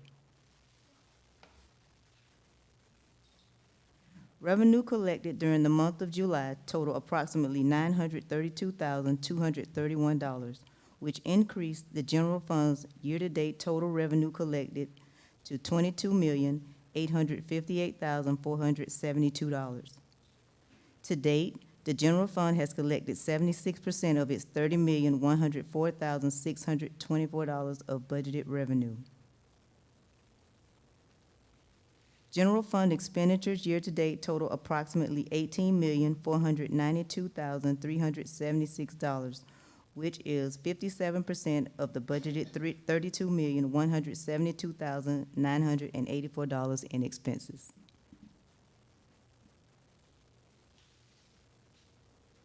Property tax revenue collected year-to-date total approximately $12,599,115, which is at 100.25% collected of the $12,567,979 billed out. The City of Fairburn's Enterprise Fund concludes its 10th month of fiscal year 2024 operations with roughly $2.8 million in net cash flow. To date, the Enterprise Fund has generated $18.5 million in revenue and $15.8 million in expenditures. As of July 31st, 2024, the city has collected 68% of its year-to-date budgeted revenue and expensed 58% of its Enterprise Fund budget. As you can see, the main source of revenue for the Enterprise Fund comes from charges for services, which year-to-date total $18,488,176. Total revenue collected from Enterprise Fund year-to-date represents 68% of the revenue budgeted. Of the $27,233,498 of year-to-date Enterprise Fund revenue collected, $18,526,764 was collected during the July 2024 period. Total expenditures from Enterprise Fund year-to-date represent 58% of the total expenditures budgeted year-to-date. This concludes the city's financial report for the period ending July 31st, 2024. Does any member of council have questions about this presentation? I just have one question. Did you say, I believe it was relative to property tax, collected 125%? Did I hear you say that? 100.25%, ma'am. Okay, so how do you get greater than 100? Well, we have, when we bill out taxes, some of those bills are based on 85% of the revenue because of appeals. Once appeals are settled, then we will either adjust up or down the value. I see, okay, thank you. Go ahead. Good evening, Honorable Mayor and City Council members. I just wanted to take this opportunity to publicly thank Ms. Nikisha Baker for all of her hard work, definitely over the last 2 years as the I'm going to say budget manager, but she, as you know, she was just awarded the Supervisor Leadership Development. She's one of the participants that completed the course. While we are sad to see her go, I am excited that she has an opportunity to be an assistant finance director. This is just the next step in her career, and so I just wanted to congratulate her publicly, thank her for all of her work, and I look forward to continuing to see her thrive as she moves up in her career. Wow. Assistant Finance Director here? Here at the City of Fairburn? No, With the city of we don't have that position. City of what? Oh, we don't? Riverdale. Congratulations. Yeah. Although I'm very upset. I've enjoyed working with all of you. Y'all will see me at the third Friday. Yes, okay. All right, sir. And next is city manager. Next, we have the city administrator's monthly report. Thank you, Mayor and Council. Hopefully you have had an opportunity to see your agenda package where the city administrator report actually includes 13 detailed department reports over approximately 40 slides. I'll do a brief summary of some of the highlights from the most recent report, and then after you've had a chance to digest the entire report, I'm always available for questions. A couple of highlights. The Safety Training Center Master Plan, thank you for approving that resolution tonight, is in progress and is ongoing. You'll get updates on that. We had some conversations earlier. The emergency generator for the city administration building is in progress. Actually, on August 28th of 2023, Mayor and Council approved 3 generators for the city at 3 designated locations, primarily for an emergency power source in case of power loss, inclement weather, or emergency locations, emergency situations. The 3 locations were 149 West Broad Street, which houses Fire Station 22, and the Fairburn Youth Center, which would be our first option for a potential shelter in case of an emergency situation. That generator was completed in May of this year. The second location was 106 Howell Avenue, which houses the electric division of our utilities department, our general services administration department, and some critical IT equipment to keep the city up and running. That installation of a generator was completed in April of this year. The last of the three that were approved is the one at 314 West Broad Street. It houses, as you know, the majority of our city administrative staff. This will also be the location for our emergency operations centers in case there's ever a need for that, and a place for staff to coordinate, plan, and response during emergencies. That is the third generator location, and that is expected to be completed in the next several weeks. We have a new mass notification system, which is configured, and public enrollment is ongoing. People can sign up to get notifications about all manner of public notifications, meaning weather alerts, city information, a large range, utility outages, a large range of alerts.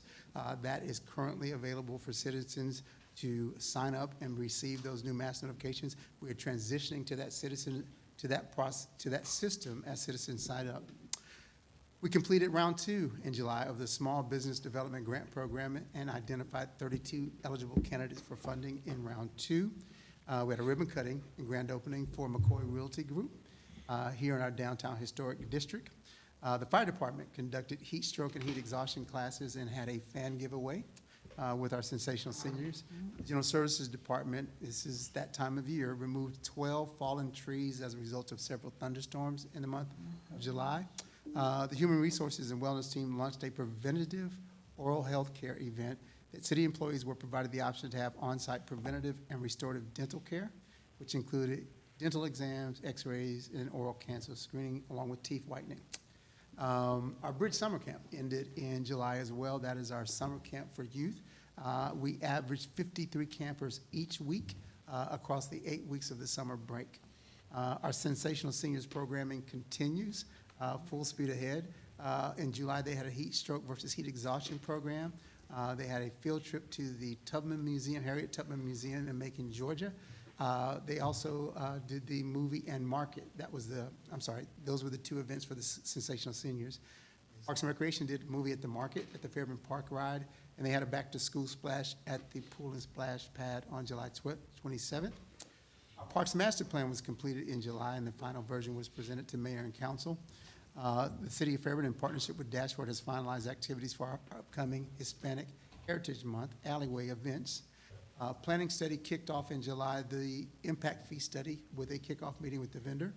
The initial draft of the housing market study and grocery store matrix has also been completed.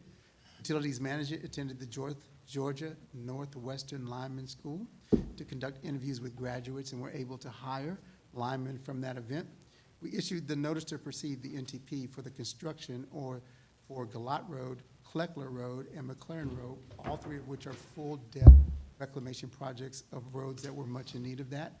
Blunt Construction is taking on that project, and that NTP was issued on July 8th. The project shall be fully completed within 180 days of the NTP, the notice to proceed. And lastly, the city participated in the pre-construction meeting for the GDOT right turn lane extension off the 74 northbound ramp onto US 29 and State Route 74 Roosevelt Highway. That was conducted on July 19th. That concludes the highlights from this report, and I'll answer any questions if you have them, or be available at any time once you've had an opportunity to digest the entire report. Ms. Davis, you had a question? Yeah, just a quick question. Any updates on the downtown vacant buildings? So all of the vacant properties that are downtown are currently privately owned properties. We are looking at a number of tools. In fact, I believe Ms. Brookings took a field trip today that looks at various ways of dealing with vacant properties, some blighted properties. We are going to come back to council to propose some tools that we would like to seek approval from council to be able to use to incentivize not only blighted properties, but some of the vacant spaces in our downtown, many of which have been vacant for several years now. And so we want to work cooperatively with our property owners at every opportunity that we can, but we also know that vacant properties are a drag on our downtown. They're a weight on our downtown, and so we've got to use tools to try to incentivize that. We're working on those, and we're bringing those proposals to council for approval. Okay, great, thank you. Yes, ma'am. Any other questions, members of council? Okay, we'll start with council comments. I'll start with Ms. Jones. No comment, Mayor. Okay, Mr. Heath, No comment. Mayor Pro Tem. Just one comment. I would ask that the city administrator, I've already communicated with Mr. Neese' office, but I received a couple of, about 3 or 4 residents that live over on Pine Street that's dealing with a rental property that's not being maintained. And my ask is that we start taking a look at what ordinances that we have in place, because it's taking entirely too long to get to a resolution. I think that we need to really take a good hard look at our ordinances so we can have a more expedited process versus the long drawn-out one. Absolutely, I hear you loud and clear, Mayor Pro Tem. We have a draft of a blighted property ordinance that is being reviewed by the city attorney. Once that review is complete and staff has completed their work, we will be coming forth with a proposal for your consideration. Thank you. Ms. Hudson? Yes. Thank you to all our residents that came out tonight. It was great seeing you here continue to push forward. Also, those who attended our first Civic in the City, which was a virtual platform on Saturday, it got great feedback, even though some was not able to get on the Zoom. Looking at the replay, quite a few of you went back and reviewed it. Taco Tuesday is coming back up, another way to engage you guys. So look for Taco Tuesday date, and as well as a community t-shirt contest. Community t-shirt contest is just another engagement to getting the community involved and identifying a unified graphic for a community t-shirt. So thank you, you guys. Thank you to the staff, all your hard work, everything that you do to make this city the great city that it is. Thank you. Ms. Davis? No comment. Smallwood? No comment. Okay. I just want to mention, my closing comments will be real brief as well. In this case, I just want to mention something that I actually told the staff 2.5 years ago, that we would actually get to the point where it would be hard pressed to hold on to personnel, because, and I don't know if most of you guys remember me telling you that, and I said, with the level of efficiency that I personally demand and expect, I said, if once we acquire that level of expectation in terms of efficiency and effectiveness, I said we won't be able to hold on to a manager unless he or she is tenure already beyond belief. And so that's exactly what's happened with the men and women that are being basically pursued. And there's several mayors have candidly told me they're pursuing several other department heads in our government. And I told them, thank you for the candor. And so we just want to mention too, I believe we've got is the Peach Cobbler grand opening? Is that this coming up? Yes, sir, that is on August 31st. Okay, so I just want to make sure that's on the 31st, so that our residents would know that that's coming. Also, if I'm correct, is that Judy's new location that's open up? We got an idea of how long it's going to be before they open up? No, we do not. We know it's a work in progress. Oh, okay. But they are making progress, and we're looking forward to additional dates that we can provide. And then my last comment, it was mentioned already, the third Friday in next month is Hispanic Heritage Month. So please share that with a lot of your neighbors, especially the Hispanic community, for a great turnout. Just so I be real clear, and I should have asked you this privately, are we going to keep that same location, or are we moving back downtown for that? This will be at the Stage and Courtyard downtown for our Hispanic Heritage Month, where we've held it each year. And we're looking for a capacity turnout and another exciting Hispanic heritage recognition. Okay. And then with that being said, thank you so much again. Just want to thank all our department heads and everyone that had anything to do with pulling this budget information together. Again, the budget, we're still in the middle of it. We're at the beginning of it, actually. And so just want to say thank you, and thank members of council for your consideration as we look at the different things that we must do to keep our city effective and making a mark in this region that'll be talked about for decades. With that being said, can I entertain a motion to adjourn? Excuse me, you have an executive session. Hey, what now? You have an executive session. Oh, okay.